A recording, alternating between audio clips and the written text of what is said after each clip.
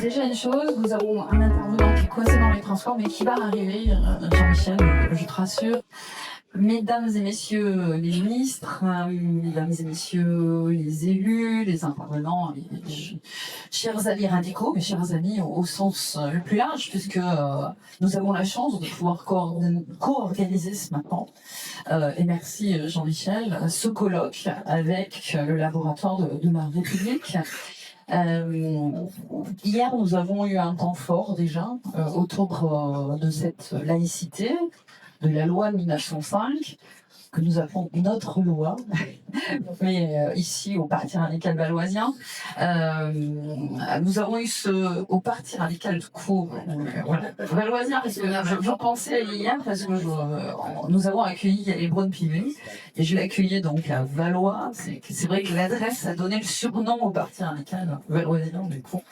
Donc nous avons eu un temps de vernissage, d'inauguration de cette exposition. J'espère que vous prendrez le temps, parce que c'est une exposition remarquable, et je voulais remercier David Valence, qui est le commissaire de l'exposition, avec Monique Boulestin, qui a fait un gros travail, et Catherine Michaud, au travers de ce récit qui commence bien avant la loi de 1905, mais qui en rappelle ses fondements. Et puis, c'est une loi une loi de rupture, mais une loi féconde qui nous a permis d'avancer dans d'autres droits, comme vous le verrez sur cette planche, le droit des femmes, avec des moments très forts, le droit des personnes LGBT. Nous avons aussi le droit de mourir dans la dignité. Je voudrais saluer notre ministre Joël Giraud, qui est très impliqué aussi dans cette thématique. Et puis après, nous en avons parlé hier soir aussi, ton parcours sur l'enseignement, l'éducation, le rôle de l'éducation et de cet apprentissage. Alors c'est vrai que c'est une loi qui est simple en architecture. On a rappelé l'article 1er et l'article 2 par exemple sur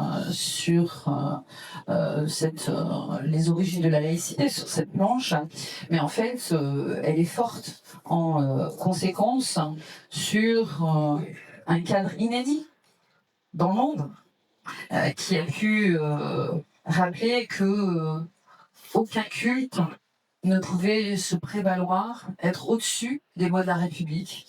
Et moi, je l'ai beaucoup travaillé, puisque j'étais présidente de la commission d'enquête sur la radicalisation islamiste, et c'est vrai que c'est un principe qui a conduit le fil de ce rapport, et qui nous a permis de mettre en lumière des dysfonctionnements. Alors en fait, ce colloque ce matin permet de pouvoir se questionner, être éclairé.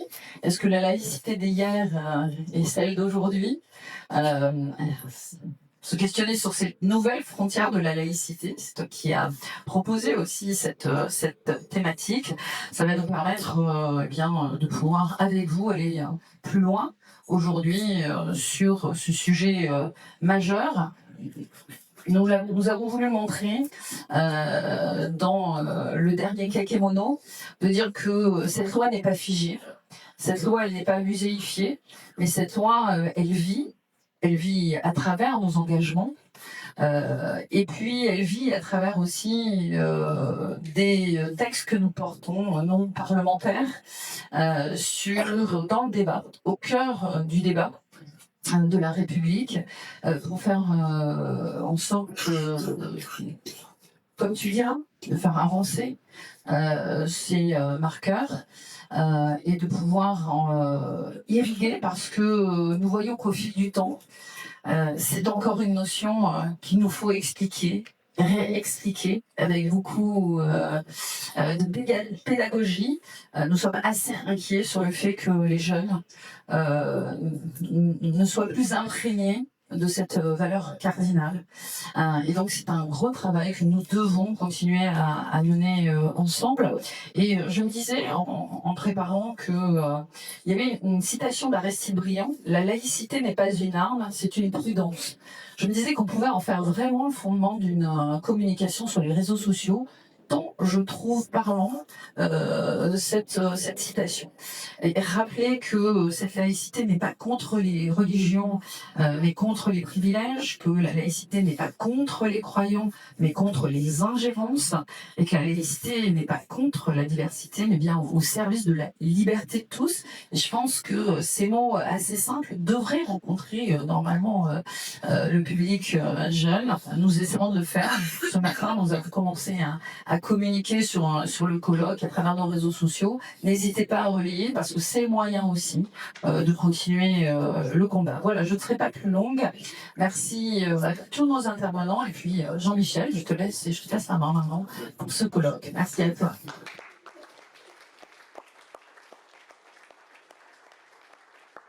Merci beaucoup Nathalie, je suis très heureux. Peut-être que vous avez envie d'un peu de dire un mot, c'est vrai. D'accord, vraiment. Alors merci aussi pour cette humilité chrono-généreuse et qui va nous permettre d'être forte. Merci à vous trois, à vous quatre, ainsi qu'à Élise Barbara qui est là, qui a contribué considérablement à tout cela. Et merci pour cette magnifique exposition. Merci à vous.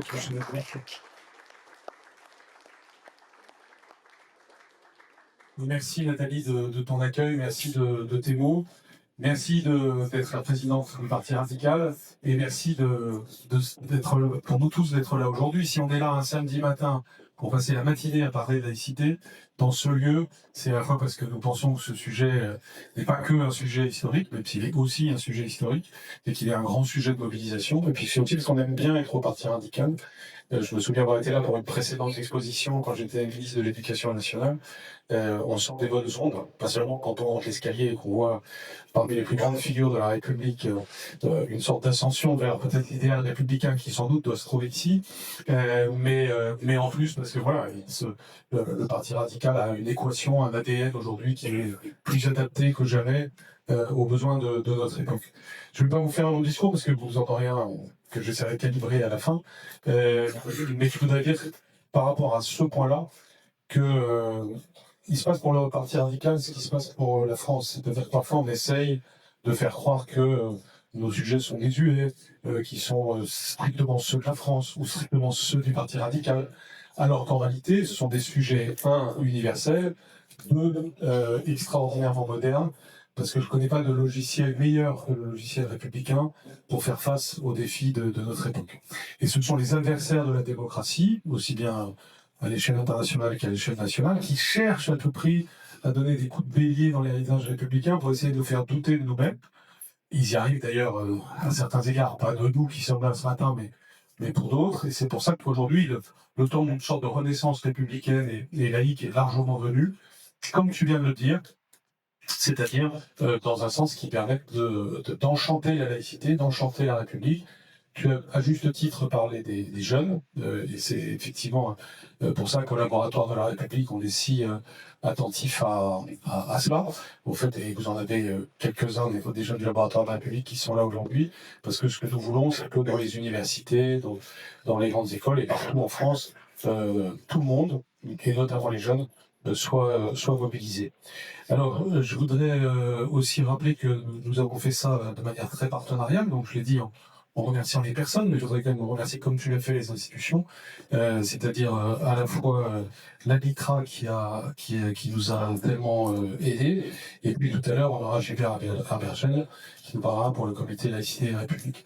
Je ne peux pas mentionner tout le monde, mais vous avez vraiment toute ma reconnaissance. Je pense par exemple à Alain Sexy qui est là et qui est si actif dans le Conseil des sages de la laïcité, et tous ceux qui, de façon générale, dans les structures, au-delà de celles que j'ai citées, sont très, très actifs. Alors, nous allons commencer la table ronde avec une pensée pour les transports en commun qui vont vous délivrer Benjamin Morel. Voilà. Merci les transports en commun, merci Benjamin. Donc, j'appelle tout de suite Galina Elbaz pour la LICRA, justement. Merci donc et à la LICRA et à Galina. Jacqueline Lalouette, bien sûr, et Benjamin Morel, qui est secrétaire général du laboratoire de la République, et qui est aussi un collègue pour moi, puisque c'est un constitutionnaliste émérite, enfin, il encore de mérite, je veux dire, en tout cas d'Assas, et et qui est que vous entendez souvent sur les ondes. Et nous sommes fiers qu'il soit secrétaire général du laboratoire. Donc sans plus attendre, je vous donne la parole à tous les trois. Peut-être en commençant par Galina Elbaz, puisque la LICRA s'inscrit dans ce combat historique qui est... on avait prévu que ce soit maintenant ? Non, peut-être pas. Donc en commençant par Galina. Oui, je pense que c'est Galina. Tout simplement parce que... et en fait, non. Nous avions prévu que c'était Jacqueline Lalouette, ce qui est assez logique puisque c'est par de l'histoire que nous devons commencer. Donc sans plus attendre, je vous donne la parole. La loi de 1905 est évidemment un moment historique fondamental dans notre histoire, qui mérite d'être élucidé parce que, comme toujours, les choses ne sont pas aussi simples que ce que l'on dit a posteriori, par exemple sur la nature des oppositions, mais aussi parce que les choses n'arrivent pas du jour au lendemain. Elles ont une profondeur de champ historique qui remonte à la Révolution française et même au-delà. Et certainement, vous allez nous permettre dès maintenant d'avoir cette profondeur de champ historique. Donc merci à vous d'être là et je vous donne la parole. Je vous remercie. Pour combien de minutes? C'est un débat. Comme il n'y avait pas de fil directeur préalable, j'avais proposé de parler autour de l'article 1er et de la liberté de conscience, en expliquant qu'à cause de cet article 1er, on peut s'imaginer, ou beaucoup de gens s'imaginent, qu'avant 1905, il n'y avait aucune liberté de conscience en France. Et ceci est dû à l'aspect, au caractère solennel de cette affirmation, qui était tout à fait inhabituelle dans des lois. Dans des lois, en principe, dans le texte de la loi même, on ne donne pas les principes qui figurent plutôt dans une déclaration préalable ou dans un préambule. J'espère que le constitutionnaliste ne démentira pas. Ce qui fait que dans toutes les propositions de loi qui avaient été déposées en 1902 et 1903 pour la séparation, au nombre de 8, 7 à la Chambre et 1 au Sénat, il n'y en avait que 2 qui contenaient ce principe, celle de Francis de Pressensé, protestant d'origine, ce qui n'est pas anodin dans l'histoire, qui a fortement inspiré le projet définitif, et Eugène Reveillot, un autre protestant également.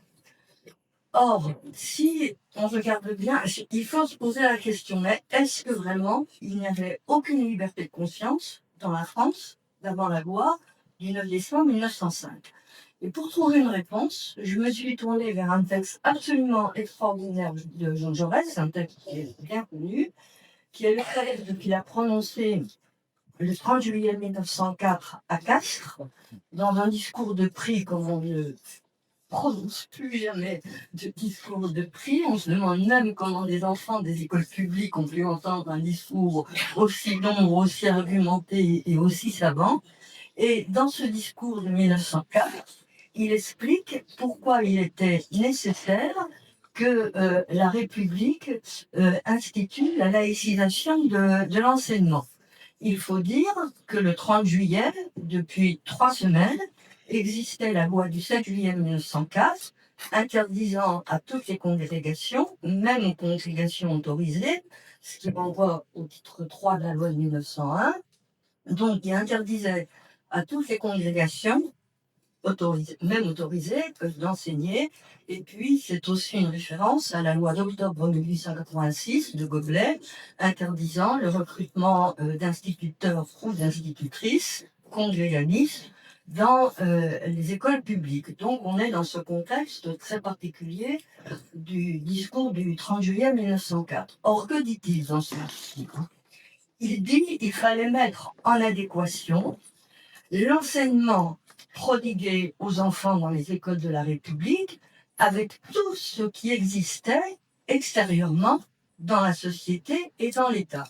Et là, il dresse un véritable catalogue de toutes les formes d'expression de la liberté de conscience dans la France contemporaine. La République ne demande pas à un enfant, quand il naît, si sa famille appartient à une confession quelconque pour l'inscrire sur les registres d'état civil. La République ne demande pas à des gens qui veulent fonder une famille s'ils appartiennent à un culte ou non. Quand quelqu'un meurt, on ne demande pas pour l'enterrer s'il appartenait à un culte ou non. Quand on rend la justice, on se reporte seulement au code civil et pas à un code religieux quelconque, etc., etc. Donc, il y a tout ce catalogue de Jaurès, qui n'est absolument pas suspect, bien évidemment, qui montre que la liberté de conscience existait en France.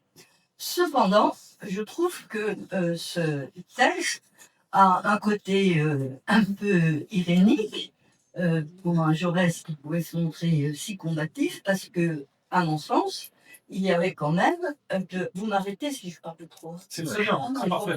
Alors, parce que, à mon sens, il y avait quand même... Sentez-vous, dites ce que vous avez dit. D'accord. Il y avait quand même de larges failles dans l'exercice de ces trois consciences. Alors, des failles qui tenaient soit à des absences dans la législation ou dans la réglementation, ou des failles qui tenaient non pas à la responsabilité de l'État ou de la République, donc du pouvoir législatif ou du pouvoir exécutif, mais qui tenaient à l'état de la société et de l'opinion publique. Alors, la première de ces failles, c'était bien sûr une des dispositions du Concordat, à savoir le budget des cultes. Je précise au passage qu'à mon sens, le Concordat ne donnait pas seulement des privilèges. C'est vrai qu'il y avait beaucoup de privilèges dans le budget des cultes dont je vais parler, mais il ne faut pas oublier que le Concordat était aussi un extraordinaire moyen de contrôle sur les clergés. D'où d'ailleurs le contentement d'un certain nombre d'ecclésiastiques quand la loi de séparation a été votée, parce qu'ils retrouvaient leur liberté d'aller à Rome quand bon leur chantait, de se réunir sur les devinettes, etc., etc. Bref, la première de ces failles dues à l'État, c'était l'existence d'un budget des cultes. Et depuis le début des années 80, de nombreuses personnes appartenant à la franc-maçonnerie, à des sociétés de libre pensée, des indifférents, des agnostiques, des athées, disaient mais ce budget des cultes est injuste parce qu'une partie de nos impôts est prélevée pour payer les cultes, alors que cela est contraire à nos idées et ne reflète pas ce que nous pensons. Et dès le début des années 1880, chaque année, il y avait régulièrement une demande à la Chambre des députés pour la suppression de ce budget des cultes, qui n'a été supprimé qu'en 1930. Donc, il y avait vraiment, comme on dit de nos jours, un trou dans la raquette par rapport à cela. Il y avait également un manque de l'État, et à mon sens, vous devriez l'ajouter d'ailleurs sur laïcité et nouveau droit, par rapport à ce qui concerne la vie des individus, par rapport à la mort. Parce que si l'état civil n'avait jamais été remis en cause depuis 1792, même pas sous la Restauration, même si le divorce avait été réintroduit dans la législation par la loi du 27 juillet 1884, due à Alfred Naquet, il y avait quand même un grand manque par rapport à tout ce qui concernait la vie privée des individus, c'était ce qui concernait la mort. Alors d'une part, la mort, il faut l'avoir d'une part sous l'aspect des cimetières et de l'organisation des cimetières, d'autre part, sous l'angle de ce que les personnes pouvaient faire par rapport à leur propre mort, au devenir de leur corps, avec cette interrogation fondamentale qui se posait et qui a été posée par un libre penseur, mais à qui appartient un cadavre? Est-ce que c'est la propriété posthume de celui qui est mort, ou est-ce que c'est la propriété des membres de la famille? Une question tout à fait fondamentale. Alors, en ce qui concerne les cimetières, il y avait le décret du 23 en 12 qui, donc sous l'Empire, qui délimitait les cimetières en autant de parties qu'il y avait de cultes pratiqués dans la commune où le cimetière était installé, une partie pour les différents cultes, pour chacun des différents cultes reconnus par l'État, qui devaient être séparés ou par des haies ou par des murets, murettes, pardon, et chaque partie devait avoir son entrée.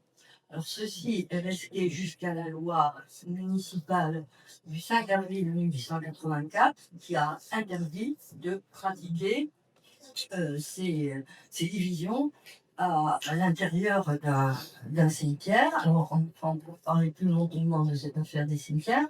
Et puis, pour ce qui concerne les individus, il y a eu la grande loi du 15 novembre 1887 sur la liberté des funérailles, parce qu'il y avait eu trop d'affaires de personnes, en général des hommes, parce que majoritairement les hommes agnostiques ou athées, enfin les personnes agnostiques et athées étaient plutôt des hommes, qui étaient beaucoup plus nombreux dans les sociétés de libre pensée que les femmes, et après leur mort, quel qu'ait été leur désir de leur vivant, on a eu de très nombreux cas d'enterrement religieux, là où il était manifeste qu'il y avait un souhait d'enterrement civil.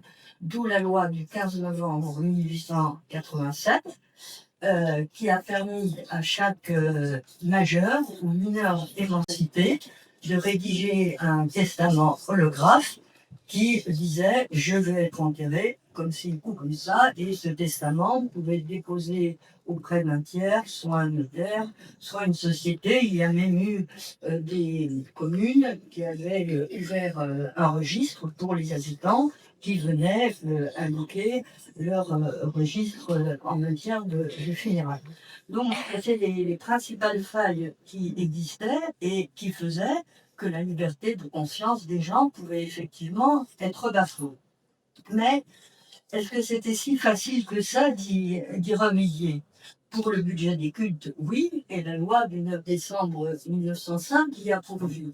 Mais pour tout ce qui concernait la liberté des funérailles, quand la personne, et ça c'est quand même, c'était un problème très très important, quand une personne n'avait pas pris la précaution de déposer son fameux testament, qu'il l'avait laissé dans ses papiers personnels ou à son domicile, on ne pouvait pas employer des gendarmes à chaque mort pour vérifier s'il n'y avait pas un testament.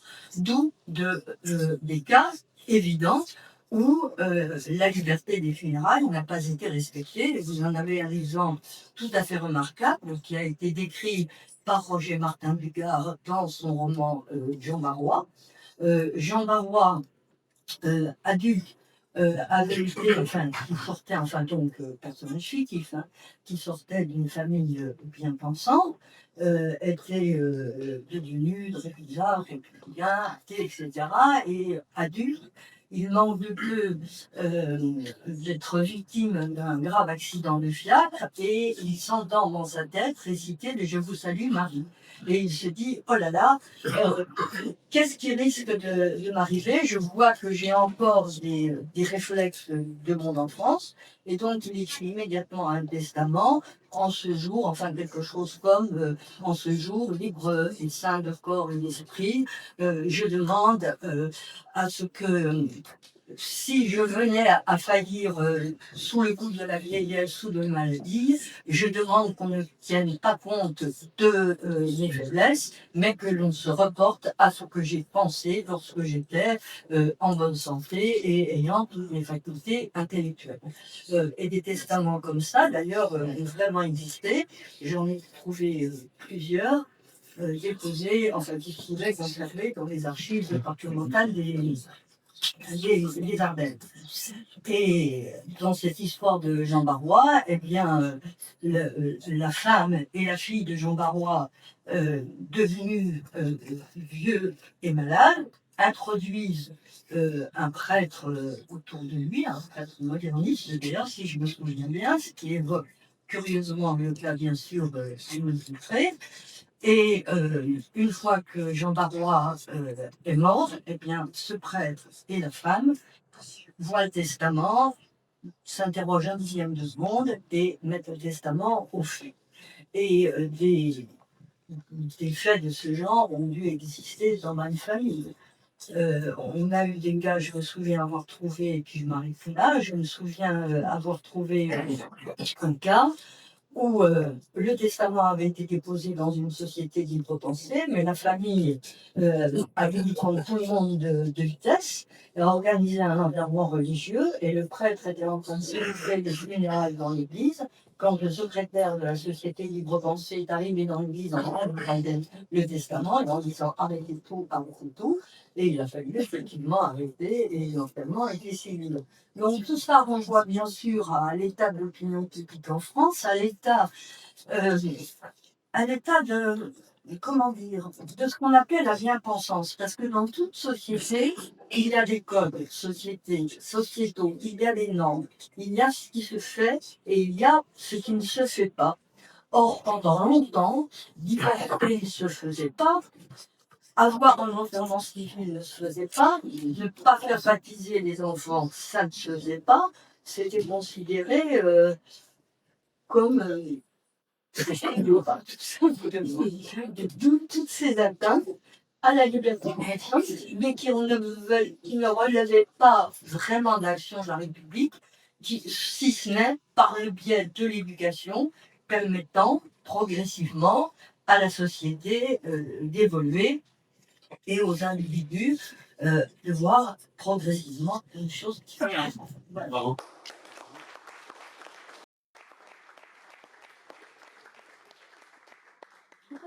Je suis historienne et j'ai baigné là-dedans depuis des décennies. Ça se voit, oui, ça se voit. Merci, merci vraiment de cette magnifique introduction au sujet par l'histoire, qui d'ailleurs, on pourrait y passer la matinée rien que sur tout ça, tellement justement entré dans... Invité 5 heures sur les cimetières. Et bien alors, donc, ça va élargir les partenariats en plus. Et donc, c'est une bonne idée. On voit que le sujet de la laïcité est un fil qui permet de tirer tous les enjeux de société, évidemment de vie et de mort tout particulièrement. Et merci pour votre érudition partagée qui évidemment stimule déjà beaucoup ce qu'on a à dire sur le sujet. Peut-être qu'on va y revenir dans un petit débat qu'on va faire maintenant, mais sans plus attendre, je donne donc la parole à Galina Elbaz, qui est avocate au barreau de Paris et qui est aussi la vice-présidente de la LICRA. Donc je remercie à nouveau la LICRA d'être partenaire de l'événement. Et chacun sait à quel point la LICRA est centrale et essentielle sur ces enjeux. Et l'actualité nous le montre en permanence. Cet engagement de la LICRA est extraordinairement précieux puisque le caractère combatif et la vitalité sont absolument indispensables pour que cette loi de 1905 continue à porter tous ses effets. Et donc sans plus attendre, je vous donne la parole pour nous dire tout simplement cette vigueur de la loi de 1905 depuis votre approche LICRA.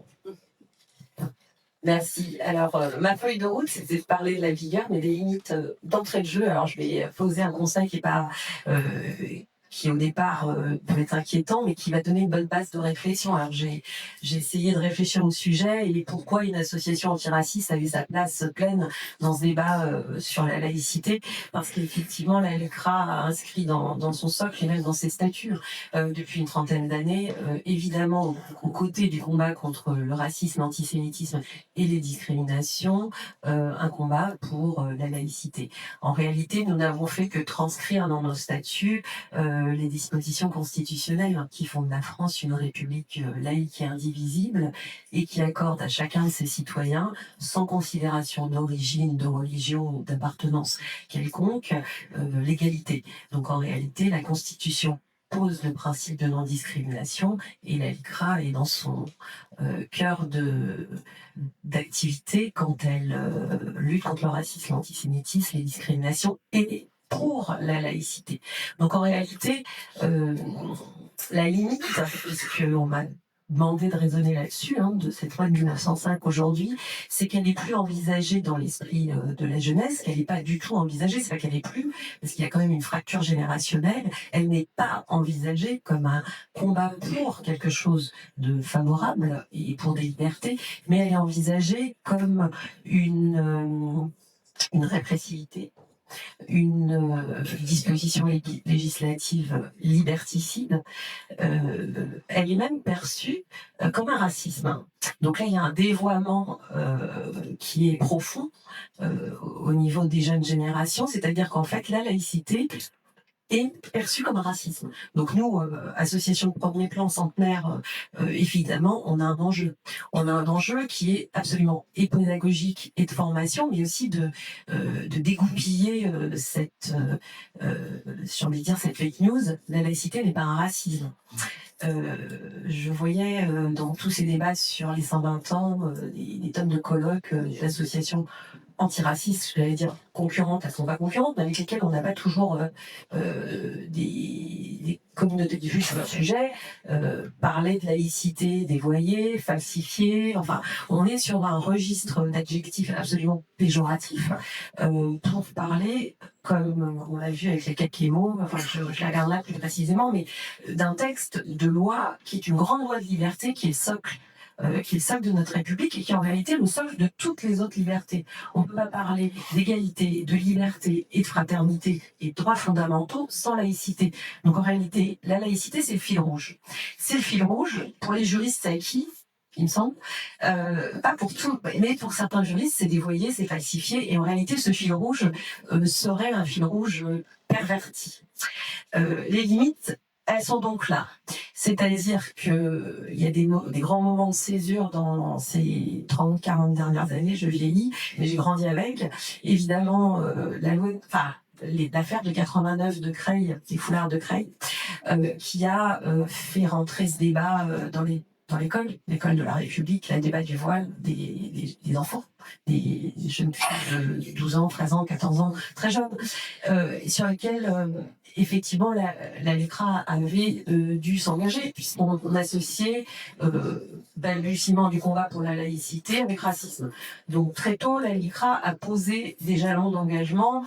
Je revoyais un petit peu notre historique, les grandes figures militantes de la LECRA, notre ancien président de 30 ans, Jean-Pierre Bloch, qui avait pris fait et cause pour nos militants dans le cadre de la commission Stasi pour l'interdiction des signes ostensibles à l'école publique de la République.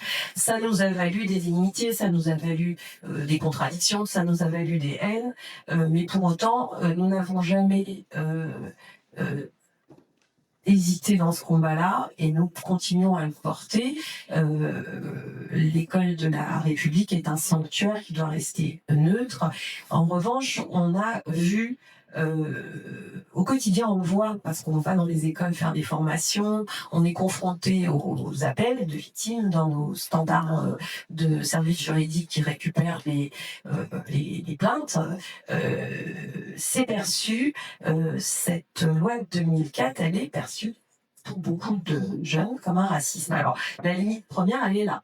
C'est-à-dire faire comprendre que cette loi est une loi de protection, c'est une loi d'égalité, et faire vivre l'articulation de ce fameux article 1er de la Constitution. Il n'y a pas de laïcité sans combat pour l'égalité et la lutte contre les discriminations. Parce qu'en réalité,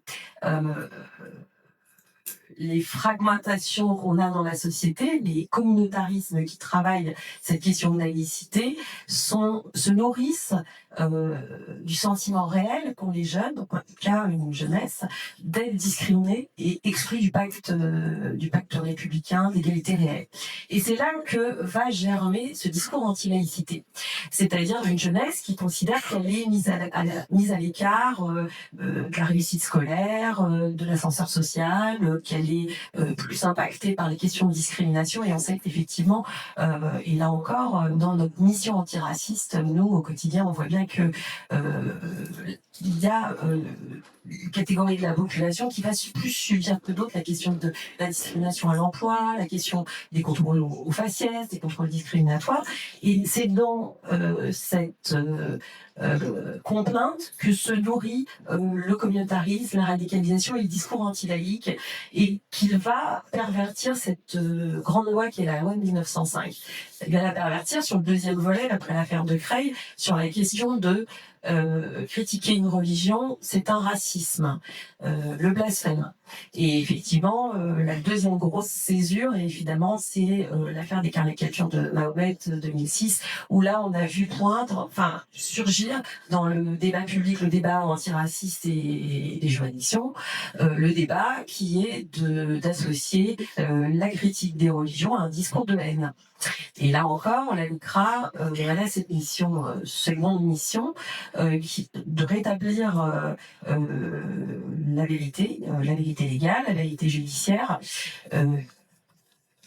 La laïcité, la loi 1905, c'est une protection majeure qui permet aux croyants et à la liberté de conscience de prendre toute son ampleur, mais aussi de critiquer les religions sans que ce soit un discours raciste. Et là encore, la difficulté, c'est de faire passer ce message à une jeunesse qui confond neutralité de l'État, qui confond interdiction de signes religieux dans l'enceinte de l'éducation nationale, qui confond critique d'un dogme qui relève de la liberté d'expression et qui est finalement une richesse, puisque les États où on ne peut pas critiquer les religions sont des théocraties, sont des États liberticides, ou alors des États où on ne peut ni critiquer les religions, ni en changer, et des États où il n'y a qu'une religion.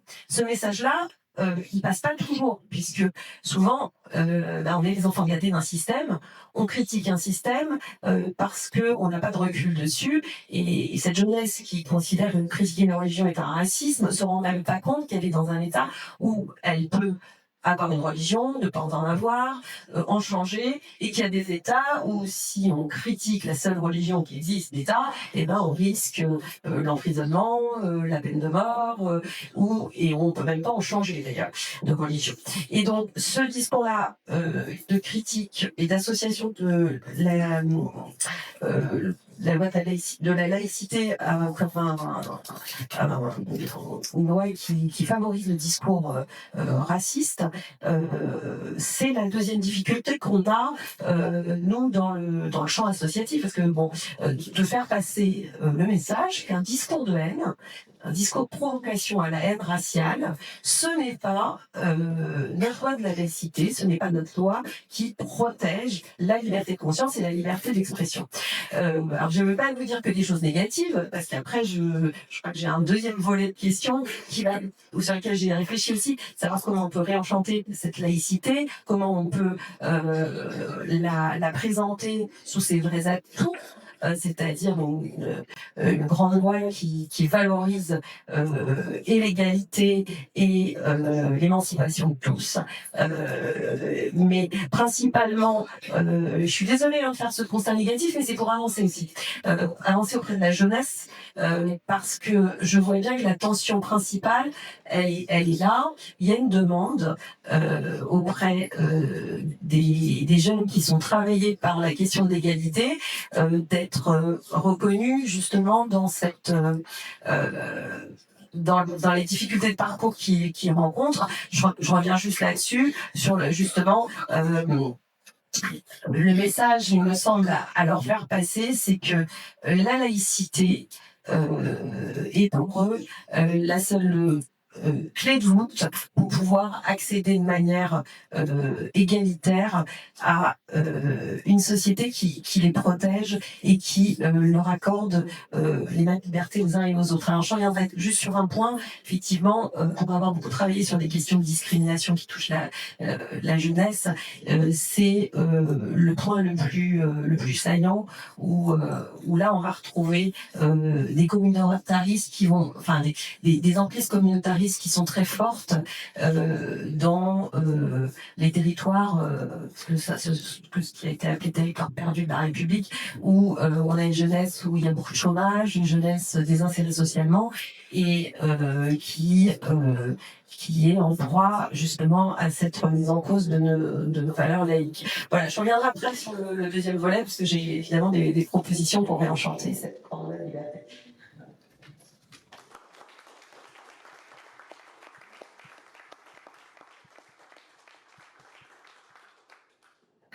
Oui, bien sûr, c'est toute la logique de ce qu'on fait ce matin, d'être d'abord dans un état des lieux, puis puis de plonger vers l'avenir.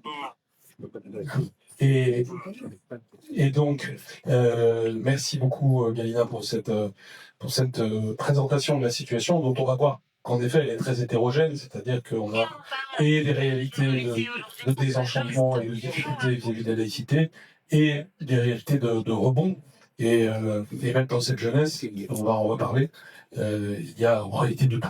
Et c'est aussi ça qui peut rendre optimiste, mais on va y revenir dans un instant. Pour continuer sur l'état des lieux, il faut, après la dimension historique et la dimension, disons, sociologique que nous venons avoir un peu la dimension juridique aussi, puisque cette loi de 1905 n'est pas que un objet d'histoire, c'est aussi un principe constitutionnel. Il faut toujours rappeler que elle est une loi au départ, mais qu'elle est, en tant que principe fondamental reconnu par les lois de la République, devenue un principe constitutionnel. Et notre République, je le répète sans arrêt, mais c'est important, elle se définit quand même par 4 adjectifs. Indivisible, ça nous est très cher avec Benjamin, qui nous sommes amenés à le rappeler en permanence, y compris dans le débat actuel qui vient. Je profite pour le dire, il le dira sans doute aussi, mais les sujets sont liés entre eux et sont systémiques, et nous devons savoir les relier entre eux. On ne peut pas être laïque et sans vigilance sur l'indivisibilité de la République. Sinon, c'est qu'on n'est pas cohérent. Et donc, elle est indivisible, elle est démocratique, elle est sociale et elle est bien sûr laïque. Et ce sont les 4 principes de notre article 1 de la Constitution. Et donc, c'est en cela qu'elle est plus qu'une loi. Elle est absolument partie prenante de notre contrat social à l'échelle la plus fondamentale. Et j'en profite pour dire, puisque j'ai dit tout à l'heure ma sympathie historique pour le Parti radical, que je suis assez vieux.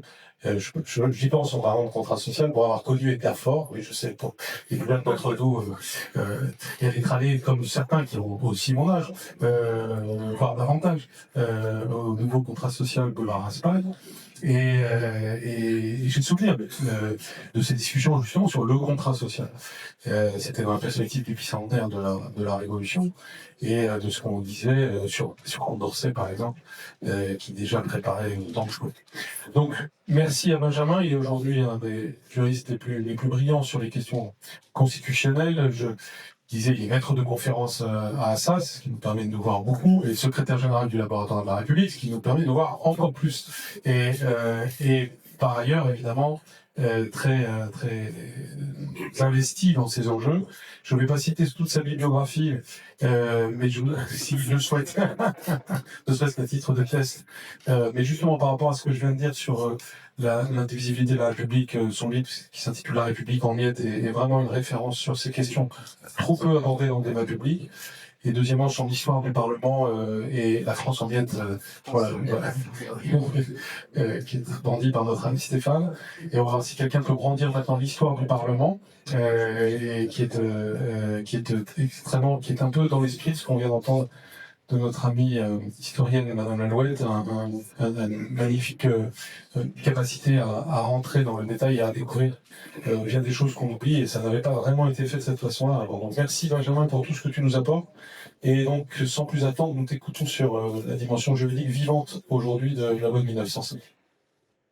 Merci beaucoup, cher Jean-Michel. Merci à toutes et tous d'être venus ce matin pour parler de laïcité dans cette année qui, évidemment, est une année particulière pour parler de cette loi de 1905. Alors, je ne reviens pas sur tout ce qui a été dit et qui est déjà extrêmement riche.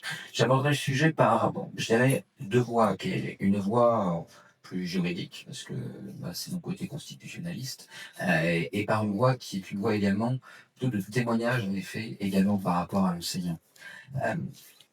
Sur le volet juridique, j'ai l'impression qu'on est dans une situation aujourd'hui où la laïcité fait l'objet d'une forme de modus vivendi un peu bizarre. C'est-à-dire qu'en effet, tu l'as très bien dit Jean-Michel, c'est-à-dire que la laïcité est constitutionnalisée, elle est à l'article 1er de la Constitution, elle a été reconnue comme un principe invocable, notamment dans le cadre d'une question pour l'état de constitutionnalité en 2013. On a l'impression que la laïcité avance.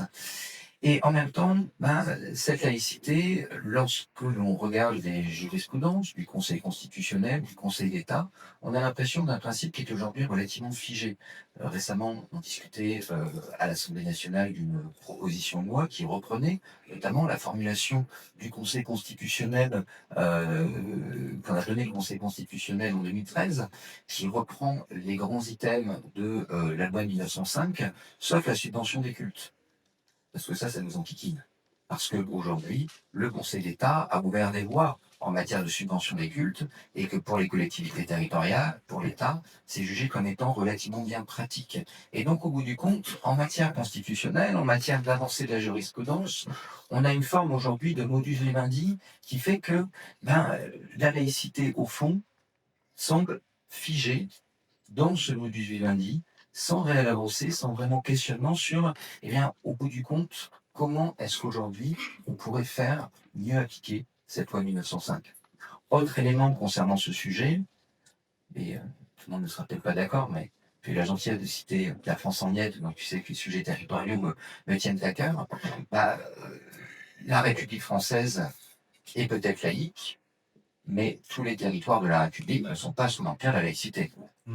Le régime des cultes en Alsace-Moselle, la Guyane, c'est encore différent, mais Mayotte, etc.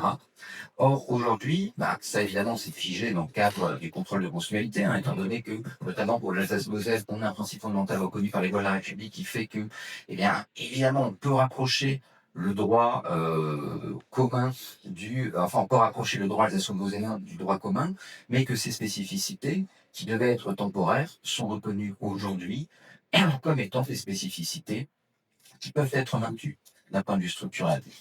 Et donc, d'un point de vue juridique et d'un point de vue constitutionnel notamment, on a aujourd'hui une forme de laïcité gelée.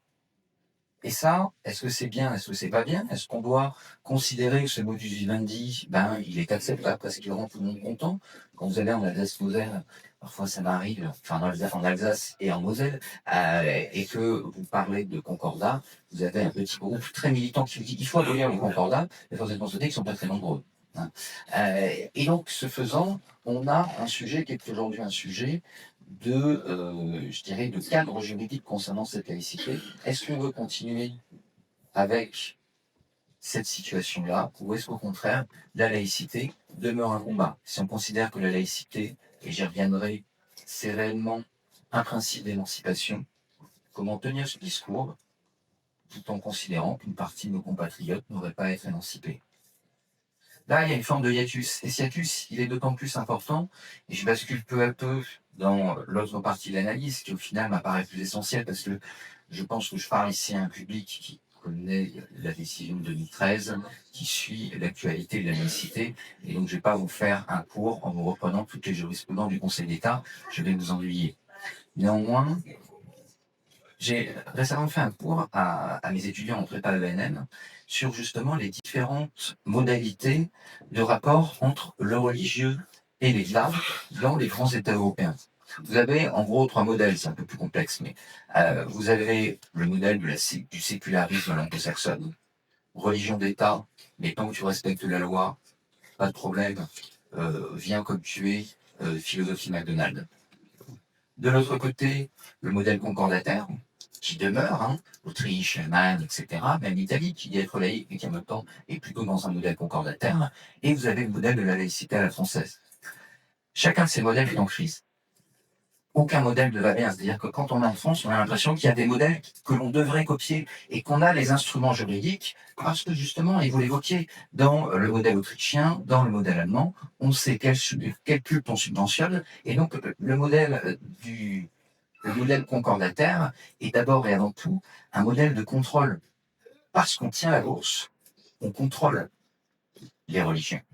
Et donc, ce faisant, si on les contrôle, si on les finance, on espère que les ministres du culte en question ne vont pas raconter n'importe quoi puisqu'on les paye. Seulement derrière, vous payez une église officielle, entre guillemets, mais vous avez des églises officieuses. Et vous n'avez pas plus de solutions en matière d'ordre public. Le modèle séculariste anglo-saxon, oui, c'est très bien, en effet, bien comme tu es, mais respecte les lois. Et si tu respectes les lois, ensuite, tu peux développer tes petits points parallèles. Oui, mais derrière, vous avez un communautarisme qui s'inscrit et qui dit à un moment, nous sommes assez forts pour ne plus respecter les lois. Et donc, ça craque aussi. Donc, en réalité, je dirais que sur tous ces sujets, la laïcité n'est pas le problème. C'est un problème d'abord d'ordre public.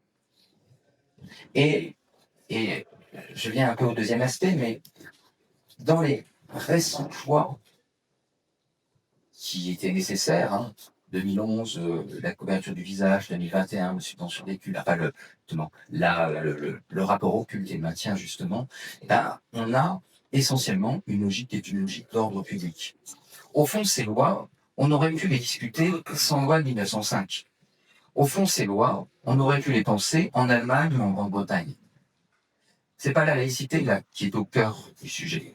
Bien sûr, elle est intervenue parce que elle est l'un des principes qui conduit à penser la question de l'ordre public. Mais la laïcité, c'est pas d'abord quelque chose qui relève de l'ordre public. C'est quelque chose, et ça a bien été expliqué, qui relève de la liberté de conscience, de la liberté de croire et de ne pas croire, qui pose la neutralité de l'État et qui pose un principe d'émancipation de l'individu face aux superstitions. Et donc, aujourd'hui, on a un traitement très ordre public. La dernière loi qui pense la question d'émancipation par la laïcité, c'est la loi de 2004. Avec un enfant qu'il s'agit d'émanciper pour que, une fois qu'il le saura, il fasse un choix libre et raisonné de croire ou de ne pas croire. Je suis pas en train de dire que les lois en question ne sont pas nécessaires. Je ne dis pas que les lois en question ne sont pas importantes. Ce que je dis, c'est qu'on a aujourd'hui une forme de confusion dans le débat public, entre les outils juridiques qui sont essentiellement des outils de maintien de l'ordre public et les fondements de ce qu'est la laïcité. Et ça induit 3 grandes dérives et qui, à mon avis, répondent en partie à la question qu'on a évoquée. La première dérive, c'est de considérer que la laïcité, c'est un truc de bâton. La laïcité, c'est pour t'empêcher de porter le voile, parce que le voile, on n'aime pas ça. Or, l'objectif, il n'est pas là. L'objectif, il est de considérer que, en effet, porter des signes religieux ostensibles est potentiellement, pour un enfant, une façon de corseter une réflexion philosophique qui doit être émancipée, qui doit lui permettre de différencier religion et superstition. La deuxième dérive, et là, en effet, il y a un vrai lien avec l'antiracisme, c'est de considérer que la laïcité, c'est quelque chose qui doit être brandi contre l'islam. Et les mêmes qui, je ne citerai personne, qui tous les jours nous disent la laïcité c'est important, la laïcité c'est nécessaire, attention à la construction de mosquées, etc. à Strasbourg, alors que souvent ils sont pour le Concordat, en Alsace-Moselle, les mêmes vous disent, par contre, attendez, une statue de la Sainte Vierge sur la voie publique, c'est notre histoire quand même. Et là, si des enfants considèrent qu'en effet ils sont stigmatisés, ils ont raison. Parce que si vous considérez que les statues de la Sainte Vierge, ou encore mon tropisme un peu corse, la multitude de croix actuellement là, dans un village en Corse, je sais pas si vous avez suivi cette affaire, c'est très bien. Par contre, la mosquée, on le voit dans la rue, ça c'est horrible. C'est un dévoiement du principe de laïcité. La laïcité, c'est pas ça. Et là, en effet, la laïcité devient un instrument de stigmatisation. Et là, on doit combattre cette vision-là, sinon on est inaudible et, in fine, on fragilise ce combat. La dernière difficulté, c'est que, et là je me tourne vers mes voisines, parce que je pense que c'est un vrai sujet de débat, et c'est quelque chose qui relève plus du témoignage. Pour beaucoup de gosses qui aujourd'hui vont, alors, porter poil, mais petite anecdote récente, je crois que je vais la raconter. Récemment, j'ai un étudiant qui vient me voir. Je lui dis, vous êtes fait mal, ça va? Il me fait, non monsieur, c'est une croix des cendres. Je dis, alors, l'université, etc., vous êtes majeur, émancipé, vous pouvez porter une croix des cendres. C'est la première fois que je vois ça, c'était simplement de la curiosité. Très bien, asseyez-vous. Je préfère ça qu'un me. Bon, il avait vu ça, je sais pas s'il y avait une mode aux États-Unis, c'était le présentateur américain qui mettait du 3 décembre.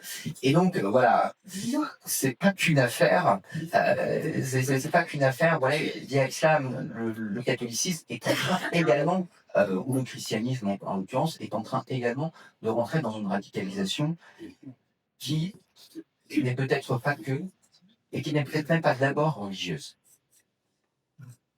Pour beaucoup d'entre eux, on est assez loin du Coran ou de la Bible, on est très loin des identités narratives de Ricoeur ou du nihilisme nietzschéen. Dans le désert de valeurs qu'est ma vie, qui suis-je moi comme individu? J'ai besoin de m'inscrire dans quelque chose. J'ai besoin d'exister par quelque chose parce qu'en réalité, eh bien, si je ne m'inscris pas dans quelque chose, eh bien, je trouve que ma vie n'a aucun sens. Et donc, j'ai besoin de trouver une idole. Et en la matière, à force, à défaut, et en effet, ça rejoint les mêmes réflexions que j'ai pu avoir, par exemple, sur les régionalismes. J'ai beaucoup travaillé sur le régionalisme breton, et un jour, j'ai un régionaliste breton qui me dit, vous savez, moi, M. Morel, j'ai fait que j'étais breton à 15 ans, parce que je me cherchais quelque chose, je me cherchais une cause, et j'ai été à la médiathèque, j'ai ouvert une histoire de la Bretagne, et j'ai dit, ça, c'est moi. Chez beaucoup, il y a cette démarche-là. Vous regardez une série Netflix, vous avez le non-binaire, le musulman, l'hindou. Ceux qui n'ont pas d'identité sont des figurants. Je n'ai pas envie d'être le figurant de ma propre existence. Et ça, c'est compliqué, parce qu'en fait, l'identité qui va être portée, qui va être investie dans la religion, elle peut être investie chez d'autres autrement, peut-être de manière moins dangereuse, moins radicale, mais la religion va être investie sur cette base-là. Elle ne relève pas d'une démarche rationnelle. On peut prendre la Bible, le Coran et expliquer qu'en fait, il ne faut pas interpréter le texte de manière littérale. Ce n'est pas leur problème. L'idée est secondaire. L'important, c'est comment je m'y investis et comment elle me donne une place, une visibilité dans la société. Et ça, c'est compliqué parce que, comme j'évoquais, la loi de 1905, la laïcité, qui parle sur le contrôle, a été pensée comme une loi d'émancipation.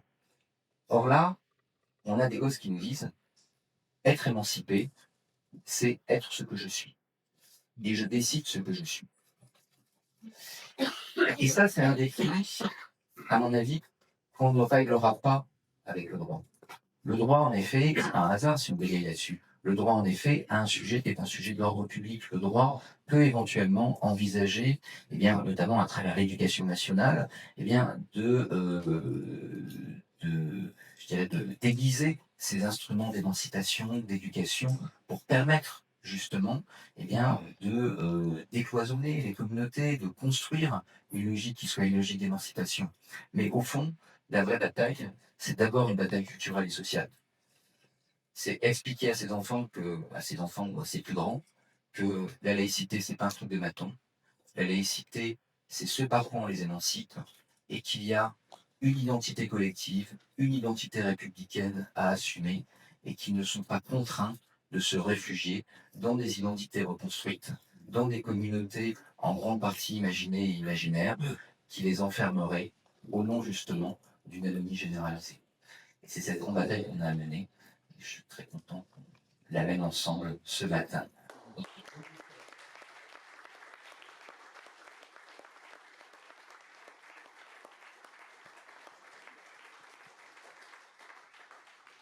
Merci beaucoup, Benjamin. Alors, de nouveau, et pour la troisième fois, nous avons été très éclairés. Et c'est très utile pour la petite vingtaine de minutes que nous avons maintenant sur le réenchantement sur cette base. Et vous pouvez tous les trois reprendre la parole un instant, mais on va surtout donner la parole à la salle pour les questions, qui seront évidemment, comme toujours, brèves et de véritables questions. Je pense que c'est très important ce qu'on vient aussi d'entendre à l'instant, que sache que pour progresser dans notre raisonnement, parce que nous avons vraiment voulu concevoir cette matinée comme étant dynamique, comme nous permettant, sur un escalier, de voir progressivement en quoi on peut se projeter dans l'avenir grâce à une meilleure analyse du passé, et du présent. Et dans ce cadre-là, je pense que dans ce qu'on vient d'entendre, et qui était très complémentaire, il y a d'abord effectivement de ne pas mettre la laïcité à toutes les sauces, de ne pas l'user en se trompant d'usage, en quelque sorte.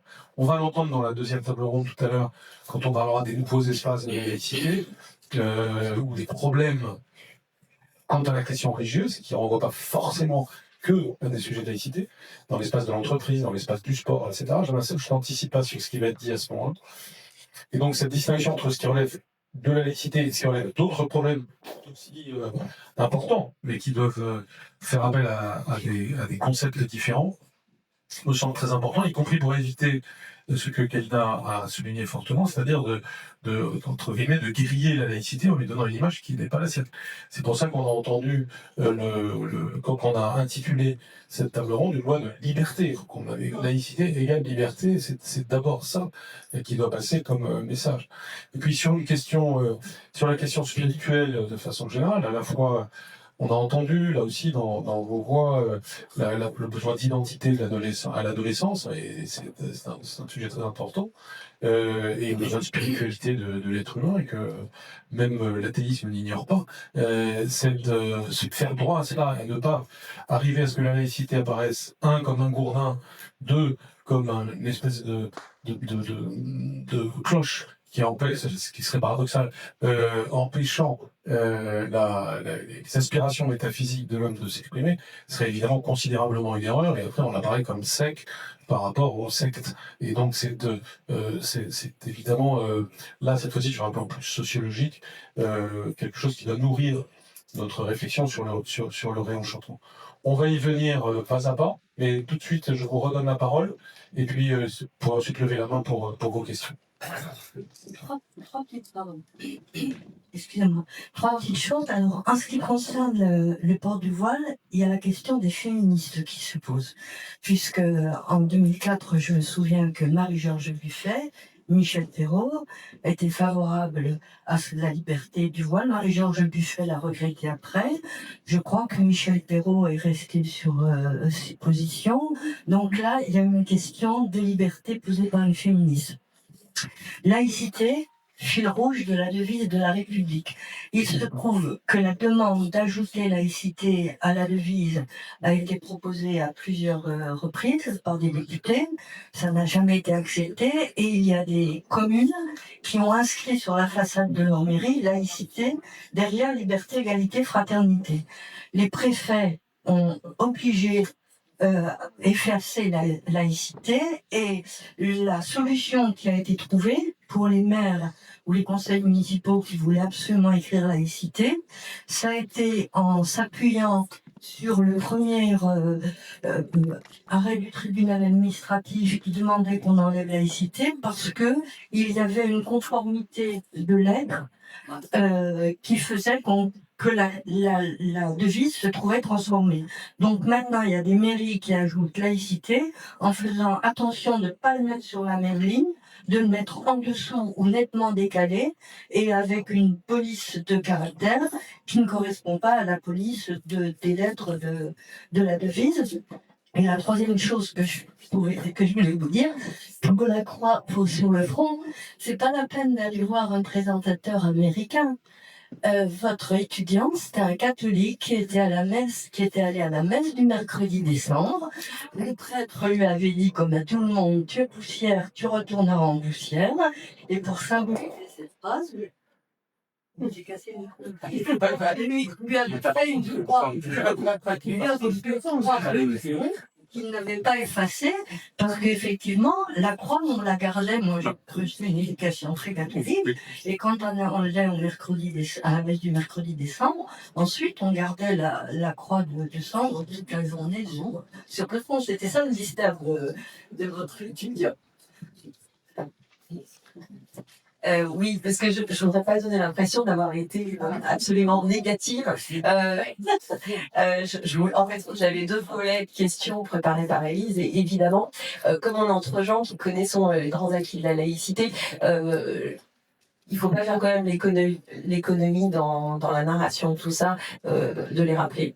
Et le souci principal à la LICRA, c'est la jeunesse. Et la jeunesse, elle a pas vécu la loi de 82 qui dépénalise l'homosexualité. La jeunesse, elle a pas vécu les lois de 76 qui dépénalisent qui dépénalisent l'avortement, qui légalisent la contraception. Et évidemment, ces grandes lois qui sont je parle de constitutionnalistes, mais qui sont inscrites et qui ont valeur constitutionnelle en France, sont des acquis fondamentaux, mais qui c'est pas superflu de le rappeler. Il faut sans cesse le rappeler. Réenchanter la laïcité, c'est rappeler à nos jeunes qu'on est dans un état aujourd'hui où on n'est pas poursuivi pénalement quand on est une jeune fille et qu'on veut avorter, qu'on n'est pas poursuivi pénalement si on est homosexuel, que quand on est une femme et ça a moins de 40-50 ans, aujourd'hui on peut divorcer et être à l'initiative de son divorce. Tout ça est très récent et il y a des nombreux États libéraux ou des théocraties ou des États totalitaires où ce n'est pas possible pour une femme, si ce n'est que d'être répudiée, mais de se séparer de son mari. Je crois qu'il faut, puisqu'on a parlé du féminisme, je crois qu'on ne peut pas parler de laïcité sans féminisme et égalité femmes-hommes. Et quand évidemment la laïcité est perçue comme une loi de privation ou une loi qui génère des discriminations, justement avec ce cheval de Troie qui est la question du voile, il faut sans cesse rappeler que justement elle est protectrice des femmes et qu'elle a permis les plus grandes lois que la France ait connues, lois qui sont aujourd'hui sur l'IVG constitutionnalisées. Et heureusement, quand on voit que dans de nombreux États, il y a un recul sur les droits des femmes et notamment sur la question de l'avortement. Donc ça c'est important. Nous c'est notre mission. On sort de notre champ antiraciste parce qu'on est obligé de sauter sur toutes les libertés fondamentales pour faire de l'antiracisme. Alors je suis obligée de faire cette sociologie de l'antiracisme parce qu'en réalité, dans le discours aujourd'hui qui est de dire je suis discriminée en raison de ma foi et de ma religion, il y a tous ces sujets qui surgissent justement. On ne peut pas faire l'économie de rappeler ces grandes lois de la République pour expliquer en quoi justement la loi de 1905 est un socle émancipateur pour les jeunes filles.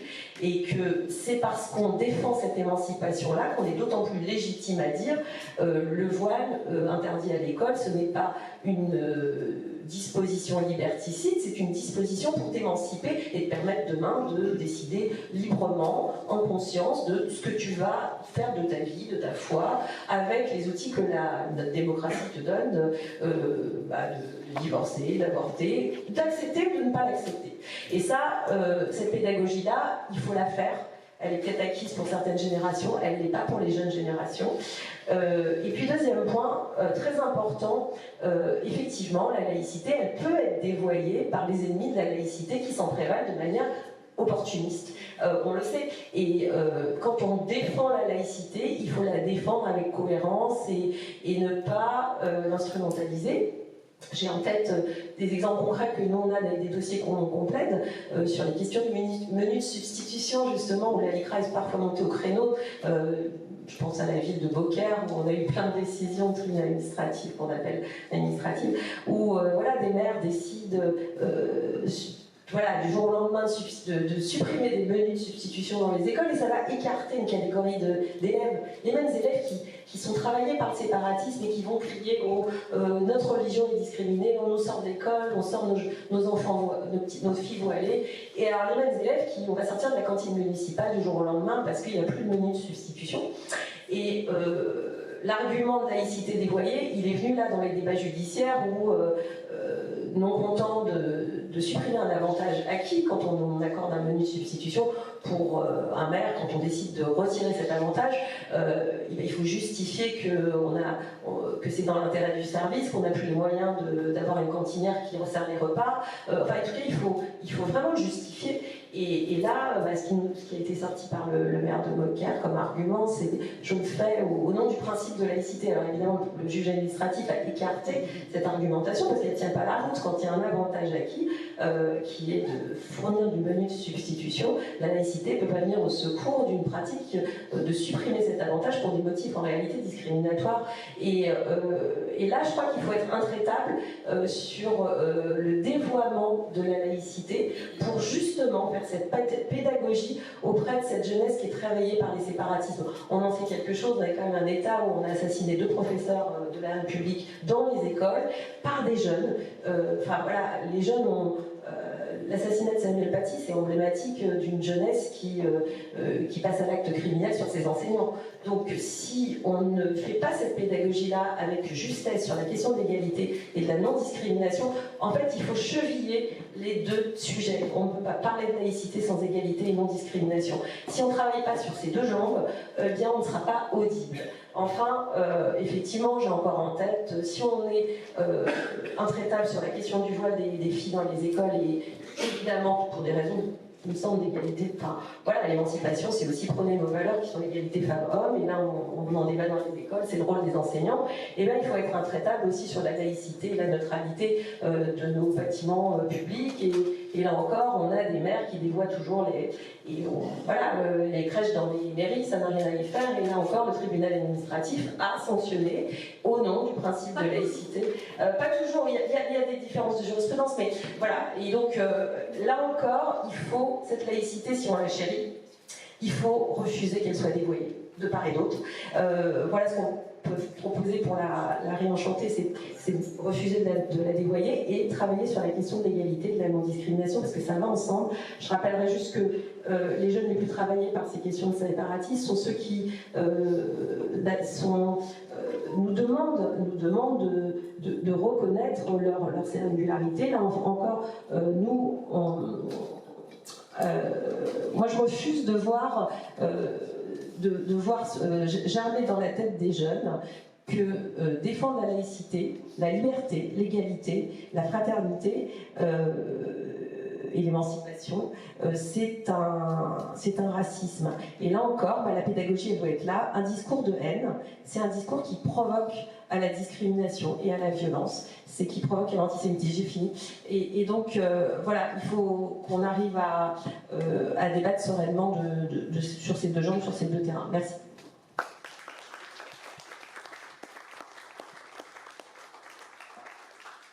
Je ne vais pas être beaucoup plus long en réalité. Je crois qu'il arrive à la laïcité. Il y a deux façons de tuer un principe ou une valeur. Il y a la combattre et lui apporter des contre-arguments qui la rendent invalide, battue dans la réflexion publique. Et il y a la vider de toute signification. Or, le problème de la laïcité aujourd'hui, c'est le même problème qu'on a avec la République, c'est que c'est devenu un mot valise. Et ce mot valise, aujourd'hui, il peut vouloir dire, en effet, un peu tout. Il en va de même de la République. La République, c'est d'abord et avant tout la communauté des citoyens, fondée sur des valeurs universalistes. Et tout à l'heure, Jean-Michel parlait d'indivisibilité de la République. L'indivisibilité de la République, c'est ce qui conditionne l'existence de la République, parce que c'est ce qui permet de faire que la République, elle n'est pas connotée par une ethnie, elle n'est pas connotée par une religion, elle est connotée par une communauté des citoyens indivisibles, fondée sur des valeurs auxquelles tout à chacun, eh bien, nous devons aspirer et auxquelles nous pouvons accéder. Mais ça implique l'émancipation. Et la laïcité, comme principe, permet cette émancipation. Pas de république fondée sur des valeurs universelles, pas de laïcité, pas de république derrière.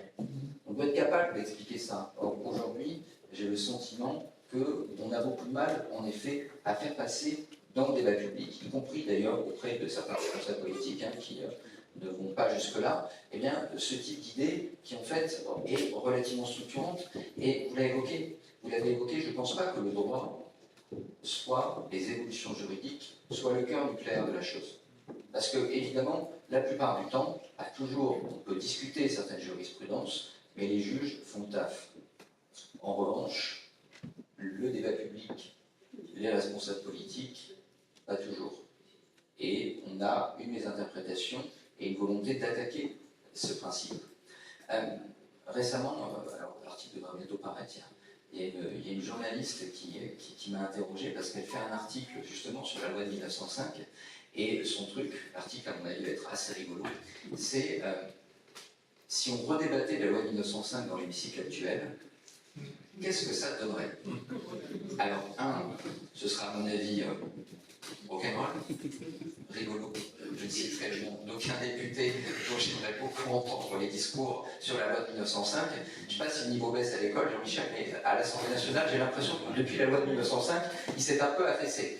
Et donc, mais en même temps, ce serait extrêmement intéressant. Parce que si on avait un vrai débat aujourd'hui à l'Assemblée nationale, pas sur l'usage de la laïcité sur tel et tel aspect, mais sur c'est quoi la laïcité, je pense qu'on aurait vraiment, vraiment des réponses qui apparaîtraient. Et pour beaucoup de députés, peut-être, tel Paul sur le chemin de Damas, où je fais la référence à dessin, eh bien, une forme de lumière qui pourrait s'allumer. C'est pour ça que je suis assez favorable, c'est quelque chose dont on a déjà parlé ici avec certains, à ce que, et qu'il faut quand même essayer d'avancer des propositions, à ce qu'on aille vers un dispositif constitutionnel, typiquement une charte de la laïcité, sur le modèle de la charte de l'environnement, pour une raison simple, qui est double en fait, qui est que ça permettrait d'avoir à nouveau ce grand débat national sur la laïcité, c'est quoi? Et qu'est-ce que l'on veut? Après, on renonce. Qu'est-ce que l'on cherche avec la laïcité? Et par ailleurs, eh bien, ça permettrait de resignifier ce principe avec une norme qui, pour le coup, tendrait réellement à une définition qui soit une définition qui pourrait, juridiquement évidemment, donc ça pourrait permettre de régler ces sujets jurisprudentiaux, mais surtout socialement assimilés. Or, le rôle du droit, ça n'est pas qu'un rôle de régulation sociale. C'est évidemment ça, mais c'est également la manière dont une communauté politique se définit et se projette. Et ce rôle-là, bon, on tend un peu à l'évacuer et à l'oublier, d'où l'intérêt à mon avis, mais c'est un sujet à débat, d'autres arguments qui seront tout à fait légitimes, d'où à mon avis ce type d'instrument dont il serait intéressant de s'emparer.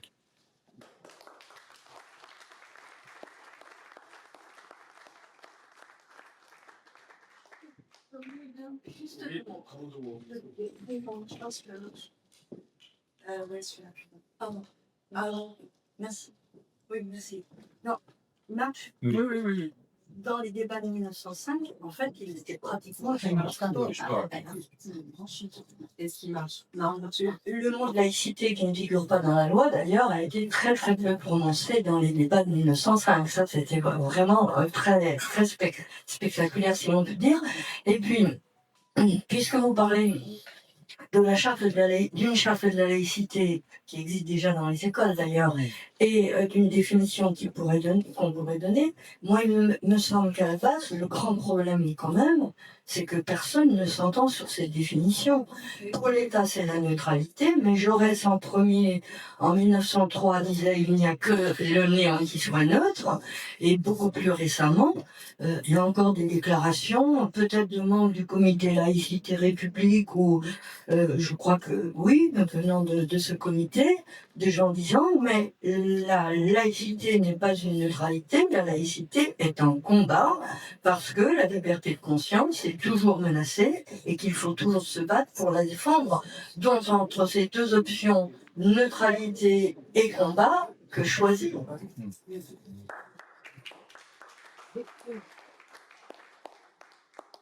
Merci beaucoup. Alors, j'aurais moi-même beaucoup de commentaires à faire, mais je ne les fais pas, puisqu'il va y avoir encore un temps. Vous avez utilisé le temps de la table ronde, et donc je propose, de manière très autoritaire, que les questions à poser soient posées à la fin de la deuxième table ronde. Et comme de toute façon nos intervenants restent, ils pourront réintervenir en fonction de ça. Donc j'appelle la deuxième table ronde, avec Gilbert Albergel, Delphine Girard, sortir d'une posture défensive. Et quelles sont les nouvelles perspectives? On vient déjà d'ailleurs de le dire un petit peu et de faire donc la transition avec ce qui va être dit maintenant. Nous allons donc commencer par Delphine Girard, qui est professeure agrégée de la faute classique, qui est aussi membre du Conseil des sages de la laïcité, et qui est aussi vice-présidente, sauf erreur de ma part, du CNR, auquel on vient de faire allusion d'ailleurs. Et donc, il y a et Delphine Girard et Gilbert Argel du CLR. Ils auront à cœur aussi certainement de rebondir sur ce point. Mais sans attendre ça, je donne la parole à Delphine Girard, puisque elle est professeure, enfin, avec les casquettes que je viens de dire, et donc à elle de nous donner sa première réponse. Bonjour. D'abord, c'est un grand honneur de venir parler de laïcité avec les combattants qui ont vu naître et qui l'ont occasionné. Donc, merci de cette invitation.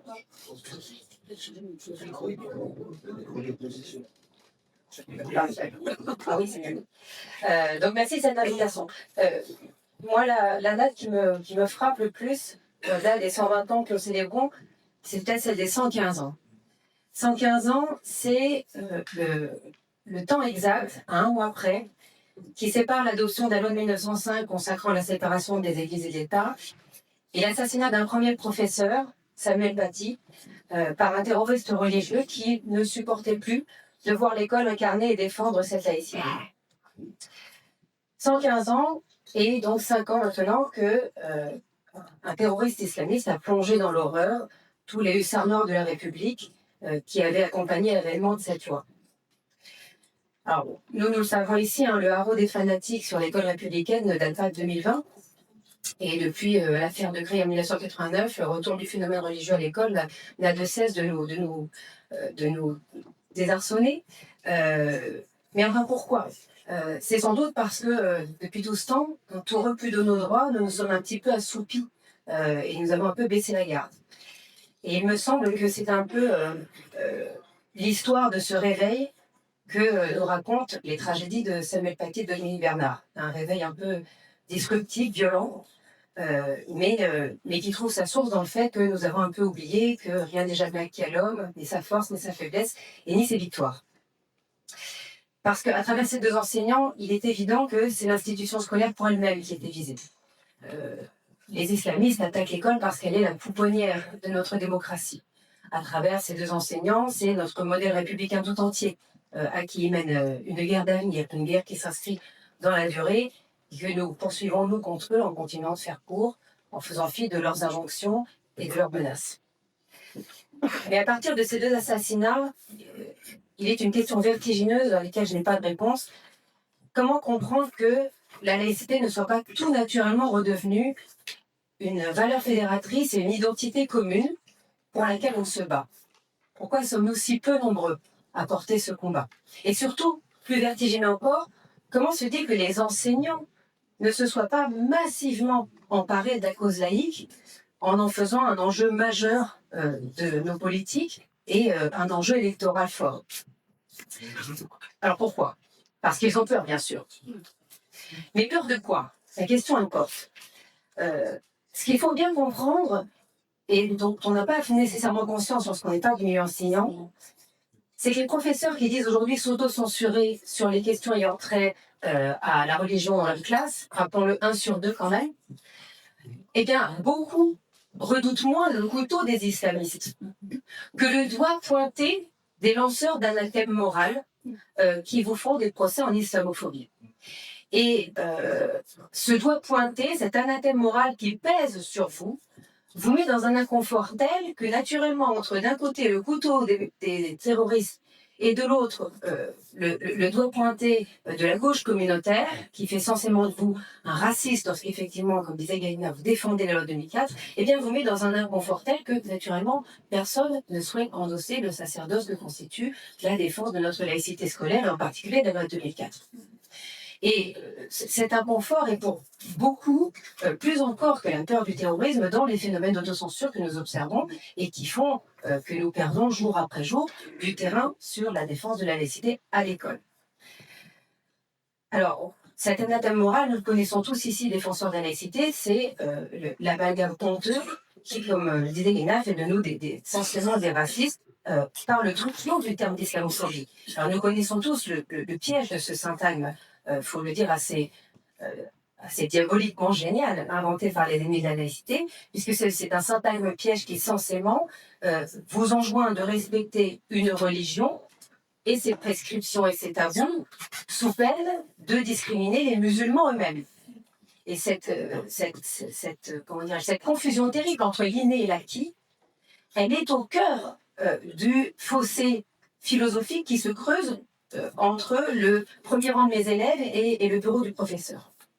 C'est cette confusion entre l'inné et l'acquis qui est entretenue par les ennemis de la laïcité et particulièrement par la gauche communautaire qui fait qu'on n'arrive plus à expliquer aux élèves que la religion n'est pas une nature, qu'elle est affaire de choix, et que certes elle est affaire d'héritage, mais que la beauté d'un héritage, c'est qu'on peut s'en départir et on peut s'en choisir un autre. Justement grâce à la loi 2004, en cela qu'elle préserve la libre construction de leur libre arbitre et de leur construction individuelle. Alors, c'est quelque chose qu'il est vraiment très difficile de faire comprendre à la jeunesse, d'autant plus que on a maintenant une jeunesse qui, pour qu'on l'apprenne, est gagnée à la fois par le communautarisme et par l'identitarisme. Que vous preniez la jeunesse des zones périphériques, périurbaines difficiles, celle des centres-villes ou celle des zones rurales, toutes ont en commun une défiance, elles ont toutes pour épouvantail commun la pensée universaliste et la laïcité. Celle des banlieues, parce qu'on le sait malheureusement, c'est documenté depuis plus de 30 ans, elle est en proie à un regain de rigorisme religieux avec un haro frériste sur les familles musulmanes françaises. La deuxième, celle des centres-villes, parce qu'elle est en proie à une perméabilité à l'idéologie communautariste anglo-saxonne qui regarde notre nation non pas comme une indivisible, mais comme une concomitance, une coexistence de communautés diverses, dont toutes auraient les mêmes... le même droit, enfin valoir leur propre code et leur propre loi. Et la dernière, la jeunesse des zones rurales, parce que abreuvée d'un identitarisme fantasmé nationaliste, par le fait d'un sentiment de déclassement, elle ouvre les bras à l'extrême droite. Et donc, dans une ère qui est à la fois très communautaire et très identitaire, la pensée universaliste est extrêmement difficile à faire passer. Moi j'emploie souvent ce détour ironique, parce que l'ironie est bien utile pédagogiquement, qui consiste à dire à mes élèves que moi, mon Dieu vénéré que je ne supporterais de voir critiquer, c'est Staline. Ou que je crois réellement au Dieu gréco-romain. Alors bon, naturellement, ils ne me croient pas, hein, ils sourient comme vous. Mais enfin, ils comprennent mon intention, et c'est ça le plus important, qui est de leur faire comprendre que si l'on doit, si la cité doit accueillir à égalité de droit toutes les revendications, toutes les règles et tous les tabous des diverses communautés, eh bien le seul dénominateur possible, c'est le silence. Et c'est bien ça qui porte le communautarisme à la cancel culture terrestre, et qui fait que la pensée communautaire mène à toujours plus de silence et musette le débat public. Et c'est plus urgent que jamais. C'est vraiment le moment plus urgent que jamais d'expliquer à nos élèves combien justement la pérennité de notre démocratie dépend de la vitalité du débat public. Combien le respect qu'ils invoquent si souvent justement pour défendre les religions, et bien sûr, le respect est une vertu du débat et non pas du silence. Il y a beaucoup de condescendance et de mépris, et disons une certaine forme de racisme, à ne pas considérer que l'autre pourrait être capable, de façon autonome, d'embrasser pendant quelques instants une autre façon de penser que la sienne, ou que celle dont il a hérité, de sa famille. Et que lui supposer cette part de logos universel qui fait qu'il est comme n'importe lequel d'entre nous capable de changer d'avis ou de penser de façon autonome, c'est-à-dire de se donner étymologiquement sa propre loi, c'est le tenir pour un imbécile.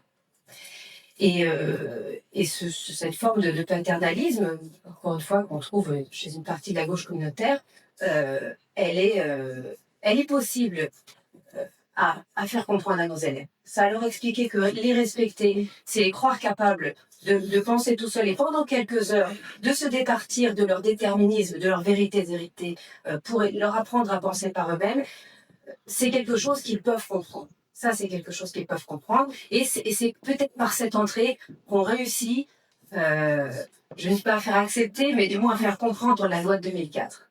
Et c'est un début. Alors, j'achève rapidement. Heureusement, il reste quand même quelques enseignants qui sont convaincus de cela. Nous sommes quelques-uns. Il reste la planche de salut d'éducation. Bon, mais enfin, quand même, il faut dire les choses. Que pouvons-nous, si nous sommes seuls avec nos 4 heures de cours par semaine, contre toute la pensée dominante et l'air du temps, contre Netflix, il est vrai, contre France Télévisions, qui est terriblement communautariste, contre, relativement du moins, contre une partie importante de la gauche qui est justement celle qui parle à la jeunesse. Que pouvons-nous, nous enseignants, avec nos quelques heures de cours par jour, dans la vie de nos élèves, si nous sommes seuls à rebours de l'ère du temps? Pour changer l'ère du temps et pour changer la doxa dominante, à mon humble avis, il y a deux choses urgentes à faire. Nous avons besoin d'une part d'une ambition politique sans précédent. À l'époque, en toute franchise regrettée du ministère de M. Jean-Michel Blanquer, des choses importantes avaient été faites, des choses vraiment très fortes et inédites en faveur de la laïcité. Bien sûr, les référents à la laïcité, le Conseil de la laïcité et des valeurs de la République, la formation des 1000 enseignants qui a vocation à en former à Tsinem 1 million, tout ça va dans le bon sens et tout ça était un effort inédit de la part de l'éducation nationale. Mais enfin, l'éducation nationale seule ne peut pas tout. Son budget est limité. On a du mal à la défendre devant toutes les classes. L'éducation nationale ne peut pas tout et il faut absolument que nous fassions comprendre à nos politiques au plus haut niveau que le problème de l'école républicaine, c'est le problème de la République et pas le problème de l'école.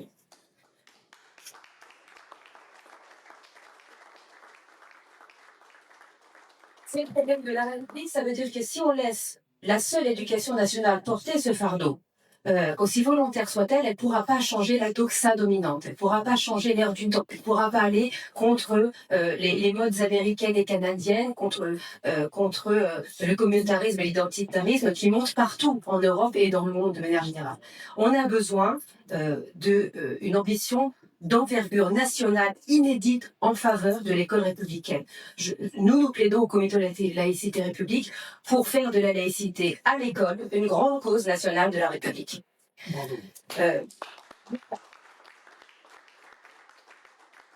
D'autre part, nous appelons de nos vœux un véritable ministère ad hoc qui soit, par exemple, qui pourrait prendre la forme d'un secrétariat d'État qui serait rattaché à l'éducation nationale et qui serait dévolu à la seule question de la laïcité en milieu scolaire, avec une feuille de route propre, avec un budget propre, avec une ambition politique propre, avec une capacité d'audit et de formation qui dépasse de loin les seules capacités budgétaires, notamment de l'éducation nationale.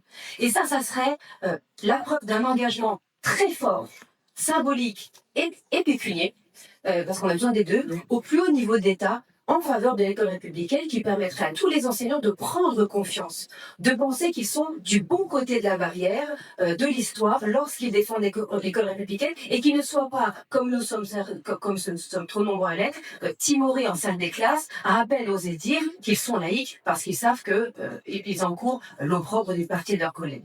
Et pour redonner confiance aux enseignants, pour leur redonner le courage de défendre cette laïcité, de le dire et de se savoir du bon côté de l'histoire et de la République, on a besoin que l'État soit exemplaire sur le sujet, qu'on ne se contente pas à chaque rentrée scolaire de beaux discours républicains et derrière de très très maigres dispositions concrètes en faveur de l'école républicaine.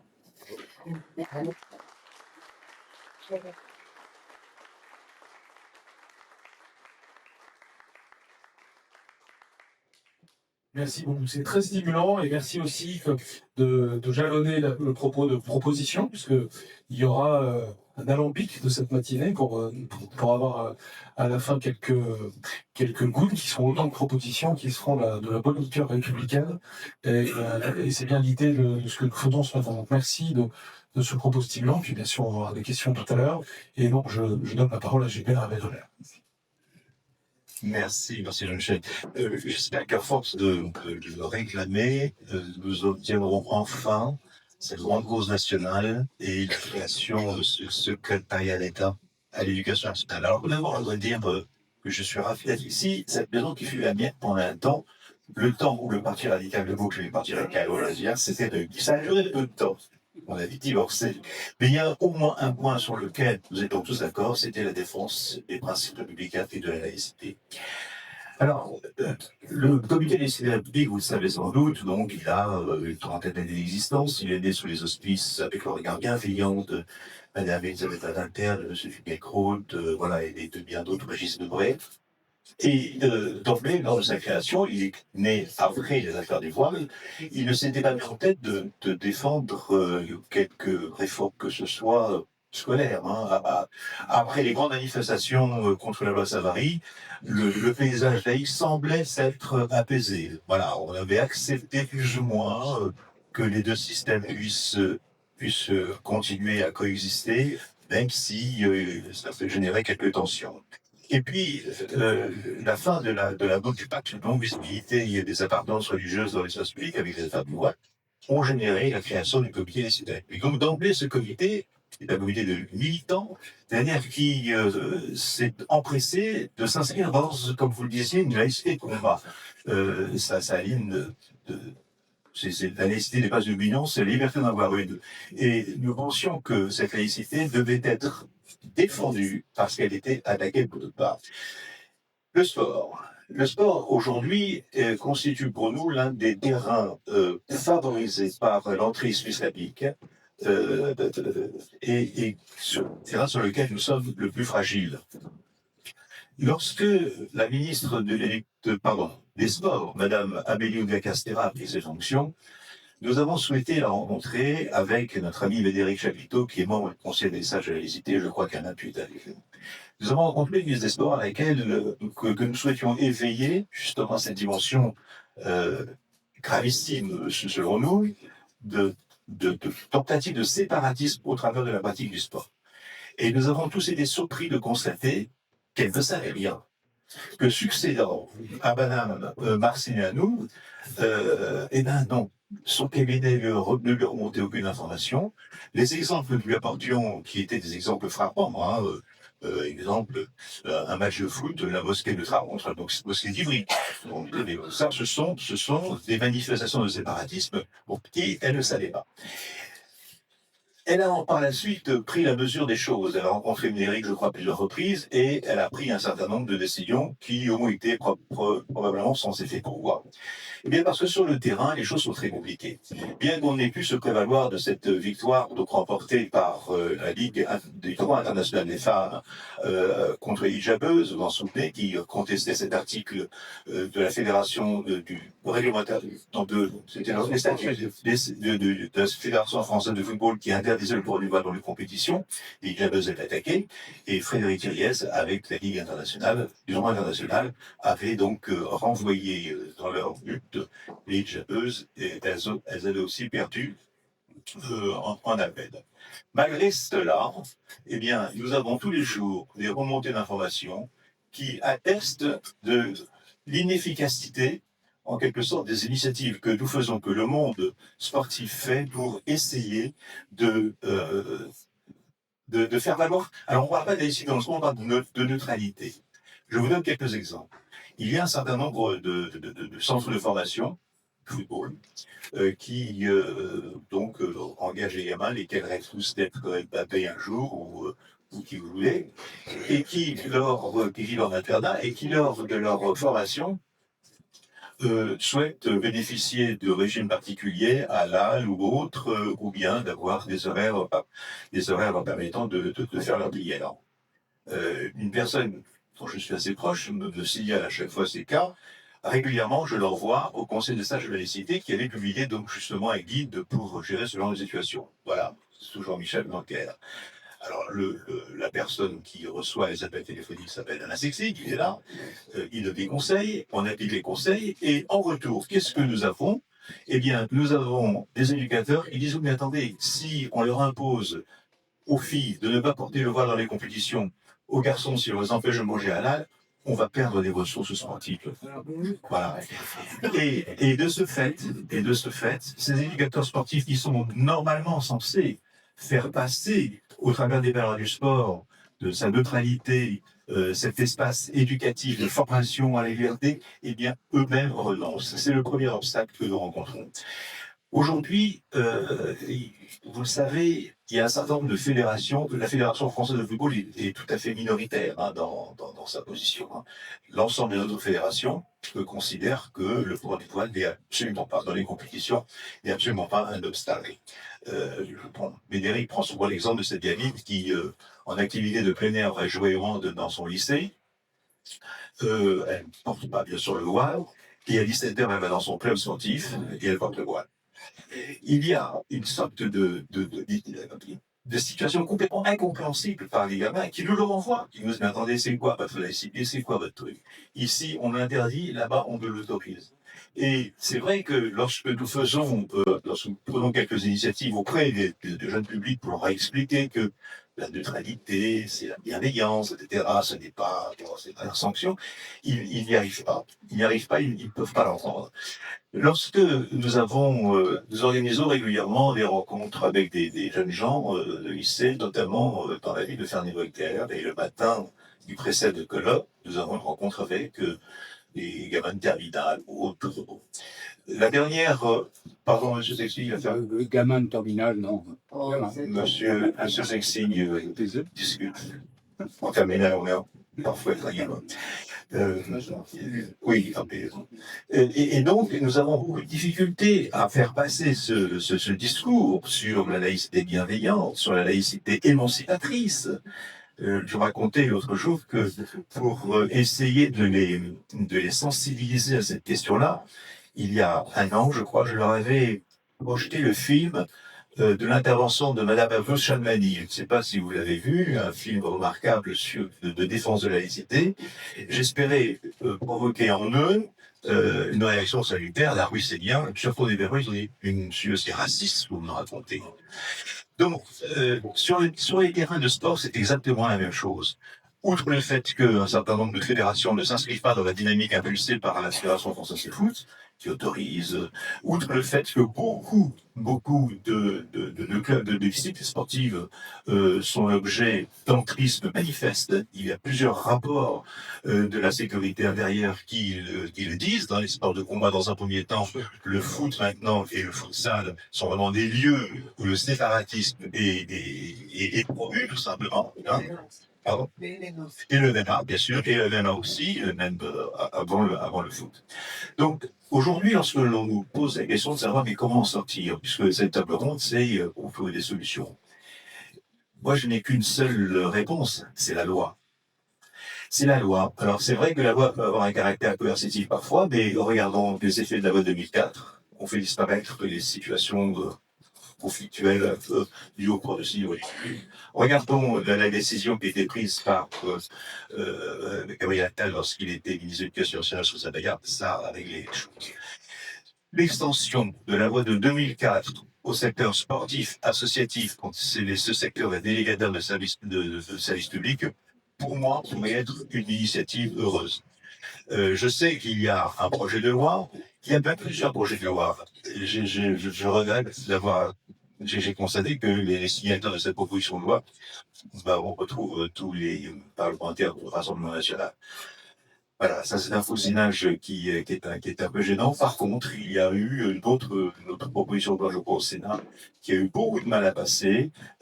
Cette extension de la loi de 2004 au secteur sportif, associatif, délégataire de service public, est vécue comme, je disais à l'instant, comme islamophobe, comme raciste et comme vecteur d'ostracisation de jeunes et ce faisant, nous les empêchions de se créer une vie sportive qui, elle, serait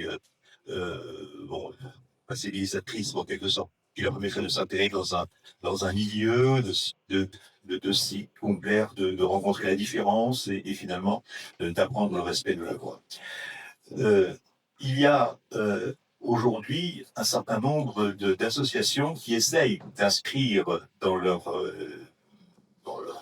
charte, dans leur règlement intérieur, ce principe de laïcité, le respect de ce principe de laïcité. La ville de Ferney-Voltaire, par exemple, a conditionné l'octroi de subventions clubs sportifs à la signature de la charte de la laïcité, la signature d'une charte qui avait été élaborée avec le comité des laïcité république et avec la mairie de Ferney-Voltaire. Un certain nombre de ces associations sportives ont refusé de signer la charte. Pas beaucoup, mais certaines ont préféré conserver leur liberté pour ne pas avoir à se soumettre justement à des injonctions venues de la municipalité. Voilà, donc le combat est très difficile. Il faut pas minimiser. Hein, c'est vrai que c'est presque un point aveugle. On ne parle pas tous les jours de la vie des clubs sportifs. On ne parle pas tous les jours des compétitions dans telle ou telle discipline. Donc ça ne fait pas la une de l'actualité, mais c'est vraiment un entrée du séparatisme et de l'islamisme qu'il ne faut pas négliger, contre lequel nous devons absolument lutter. Nous avons mis en place, à travers notre réseau de CLR locaux, une sorte d'observatoire. C'est-à-dire qu'effectivement, ces faits-là s'observent localement sur le terrain. Chacun de nos CLR locaux va mettre en place, c'est une idée que nous avons eue avec Frédéric, une cellule d'observation pour voir dans quel club sportif on observe ce genre de mouvement, pour essayer de les faire remonter, de les mettre à la disposition du pouvoir public, qui pourrait peut-être un jour prendre des décisions adaptées.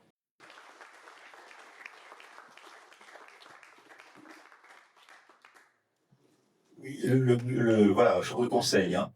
Quand l'islamisme peut être le sport de Bédéric Chapiteau, membre du conseil des salariés.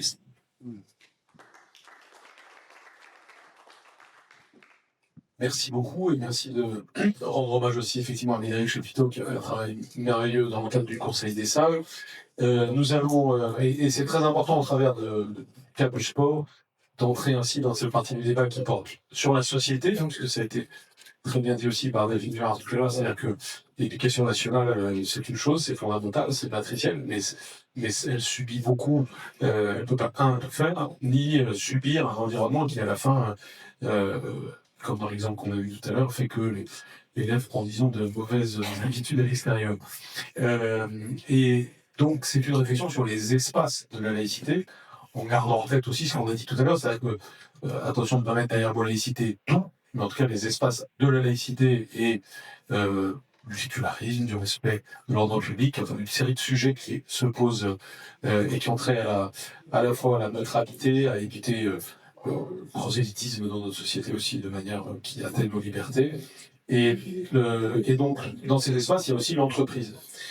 Et ce qui est intéressant d'ailleurs avec le sport et l'entreprise, c'est que dans les deux cas, c'est des milieux qui finalement pendant longtemps n'ont pas tellement réfléchi à tout ça et qui même d'une certaine façon ont voulu faire semblant de ne pas voir les premiers problèmes. Et puis un jour, quand vous faites semblant de ne pas voir les problèmes, ils vous éclatent à la figure. Et c'est évidemment dans ces moments-là qu'on commence à rechercher des solutions juridiques et autres. Et donc dans le cadre du laboratoire de la République, que ce soit sur le sujet du sport, justement avec le CLR et avec un certain nombre d'entre vous, que ce soit sur le sujet de l'entreprise, beaucoup de choses ont été faites. Michel Lalande va vous en parler maintenant. Beaucoup d'entre vous connaissez bien Michel Lalande, c'est un très grand commis de l'État. J'aime ce mot qu'on utilise moins et on devrait dire. On va parce qu'il n'y en a plus, il y en a, la preuve, Michel Lalande existe. Et il y en a quelques autres, il a une carrière préfectorale exceptionnelle. C'est comme ça que je l'ai le plus connu, notamment en tant que préfet des Hauts-de-France, où il avait justement fort à faire sur le sujet et où il a fait, où il a agi. Et là, on voit ce que c'est quand les pouvoirs publics, c'est en l'occurrence un ministre, plusieurs ministres et un préfet qui a une haute idée de l'État, font les choses sur le terrain. Mais il est aussi directeur de cabinet de Bernard, le ministre de l'Intérieur, Bernard Cazeneuve, et bien d'autres choses comme membre de la Cour des comptes. Mais aujourd'hui, c'est surtout le président de la commission laïcité du laboratoire de la République, et à ce titre, il nous fait beaucoup avancer sur le type de réflexion que nous avons ce matin. Donc, je lui donne la parole. Merci, Monsieur le Ministre, parce que je n'en avais jamais à me départir de vous appeler autrement. D'abord, tout ce débat est passionnant et je retiens trois choses, en fait. Avant de rentrer dans pourquoi on fait des travaux pratiques, ça, dans deux domaines précis. D'abord, parce que l'État n'est jamais neutre, madame. Et le jour où vous aurez un représentant de l'État qui vous dira « je suis neutre », mettez-le dehors. Un État neutre, c'est un État bleu. L'État n'a de sens que s'il est engagé dans la défense des valeurs de la République. Et c'est parce que nous avons été, dans ma génération, les cheveux blancs dans la salle, je ne suis pas du seul. Nous avons été dans ma génération, dans notre génération, enchaînés dans tais-toi. Ce verbe, cette expression, j'ai entendu qu'on a trouvé la langue, tais-toi. Vous avez compris, c'était difficile. Même quand j'étais là, même le vrai qui a dit ça. Parce que la loyauté ne rime jamais avec servilité.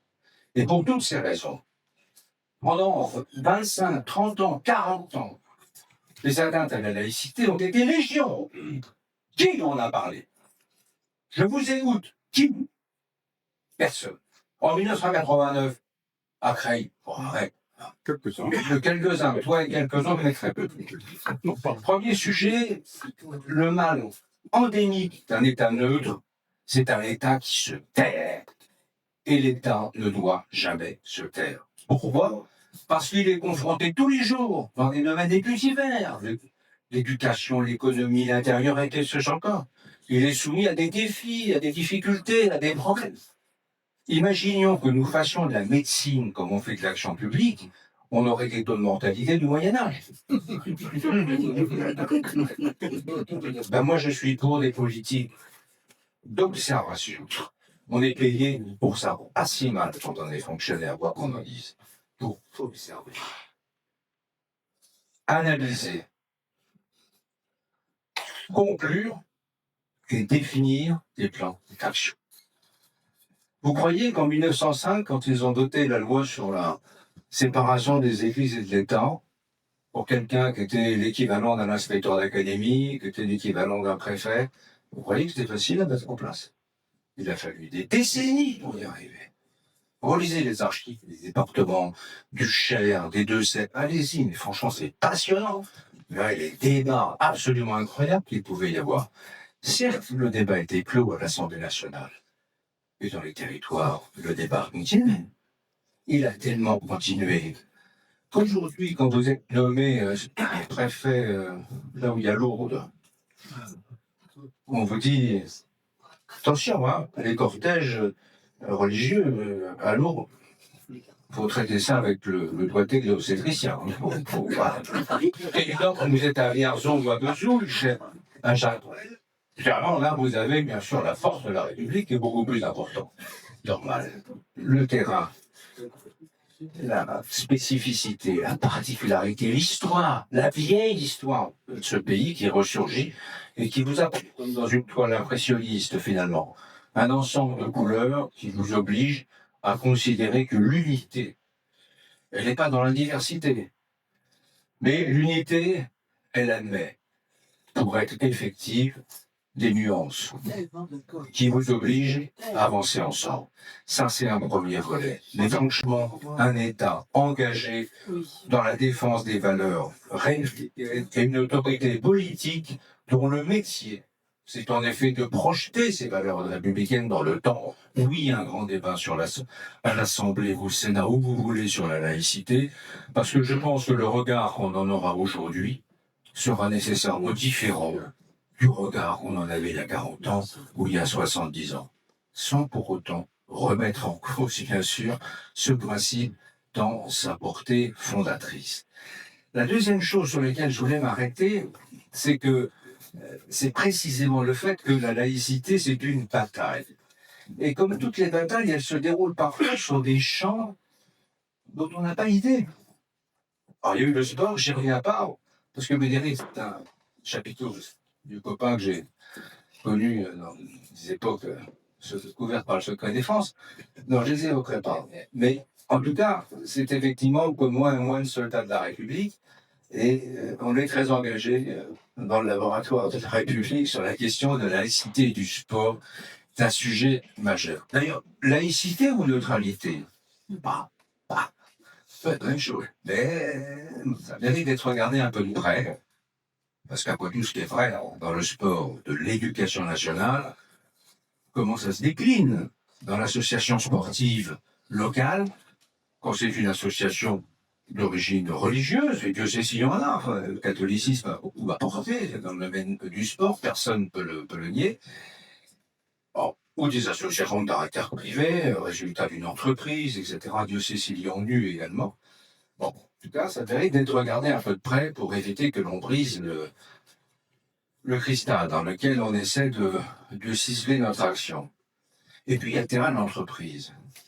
Alors, comment nous est venu le terrain de l'entreprise? D'abord, y a-t-il dans cette salle des patrons de TPE, PME? Bravo, très bien, formidable. Alors, quand aujourd'hui, un patron de PTP, par exemple, puis boîte, puis d'entreprise, se retrouve confronté à des problèmes d'organisation du travail, ces problèmes ayant pour origine très clairement l'affichage, l'adhésion de tel ou tel salarié à telle ou telle confession religieuse, à tel point que l'organisation de son entreprise s'en trouve perturbée ou que l'image de son entreprise s'en trouve altérée face à la clientèle. Il va voir l'inspection du travail. Pas sûr que ce soit bonne chance, hein. Pas sûr qu'il a là le conseil qui lui permet de pouvoir effectivement trouver le ressort lui permettant de confectionner un règlement intérieur, comme on me l'a expliqué en mai dernier à Lille, quand on a fait sous votre couvert, et celle de Louis-Xavier Bertrand, un colloque là-dessus. Trouver l'endroit, le lieu qui permet, en tout cas, au chef d'entreprise, surtout quand il est tout seul, que sa fonction de DRH, il l'a fait les dimanches après-midi, parce que le reste du temps, il fait sa compta ou il gère ses marchés publics. Comment il trouve, là, le ressort qui lui permet d'abord d'arrêter de se taire sur un sujet qui est empoisonnant, de faire en sorte que la cohésion, le lien social dans son entreprise continue de vivre. On peut être de la CGT, on peut être de la CFDT, on peut être ce qu'on veut. Autant on participe de la vie d'une entreprise. C'est pas les fondateurs, en tout cas les grands noms de la CGT, Krasuki entre autres, qui viendraient nous dire le contraire. Aujourd'hui, on sait très bien qu'un certain nombre d'entreprises, dans le BTP notamment, où c'est un sujet.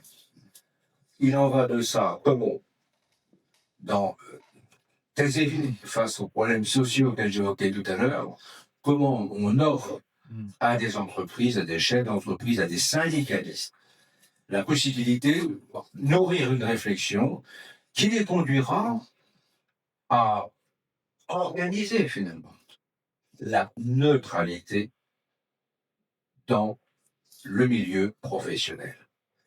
Alors, on va dire, le secteur public n'est pas concerné. Oui. Ça, faut pas comprendre ça. Le secteur public, s'il n'est pas contrôlé, c'est pas vrai. Le secteur public, concerné, ça veut dire qu'il l'est.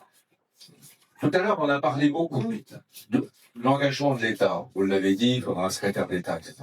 Je ne sais pas si c'est la posologie qui va bien, mais si c'est la bonne, allons-y, on ne va pas se priver. Mais je veux vous dire une chose, c'est que l'action de ce secrétaire d'État ou de cette secrétaire d'État, ne soyons pas trop gentils, c'est une action qui va concerner le monde social, le monde des entreprises, car dans les grandes questions sociales aujourd'hui, la question de la cohésion sociale est une question qui est posée en milieu professionnel. Ne pas l'admettre, c'est grave. Comment est-ce qu'on s'organise pour permettre aux entrepreneurs, aux entrepreneuses de trouver les thérapies nécessaires? Premier sujet. Deuxième sujet, dans le secteur public, arrêtons de se taire sur ces questions-là. Si au sein de l'appareil d'État, on a réussi, je pense, à sans doute arriver à cadrer le sujet, on a si peu de fonctionnaires aujourd'hui que c'est pas très difficile, mais en revanche, dans le secteur des collectivités locales, je pense que ça mériterait d'être regardé quand même de très près, et c'est pas un hasard d'ailleurs, si on va écrire quelques lignes là-dessus, dans l'opus qui va sortir avant les municipales. Il y a une autre raison pour ça. C'est qu'on parlait tout à l'heure, et j'en terminerai par là, du financement des associations, entre autres choses, et des organismes qui participent de la vie sociale. Vous savez, moi j'ai toujours été extrêmement frappé de voir comment, en exerçant un contrôle de l'égalité un peu sourcilleux, je dois dire, mais ma moustache n'y est pas indifférente, aux subventions apportées par les collectivités locales dans le cadre de la politique de la ville. Écoutez, il faut arrêter. Alors, il y a peut-être des communes à la frontière suisse qui sont remarquablement sympathiques. Bon, aller faire des Voltaires, je comprends qu'effectivement le soit. Mais tout de même, il n'y a pas besoin d'aller très loin pour constater comment on subventionne, on finance, en disant pas de vague. Comment entre groupes politiques, pardon, monsieur le ministre, Hein, bon, je connais. C'est les New Deal ou les Grands Deals pour éviter, effectivement, surtout quand on est minoritaire,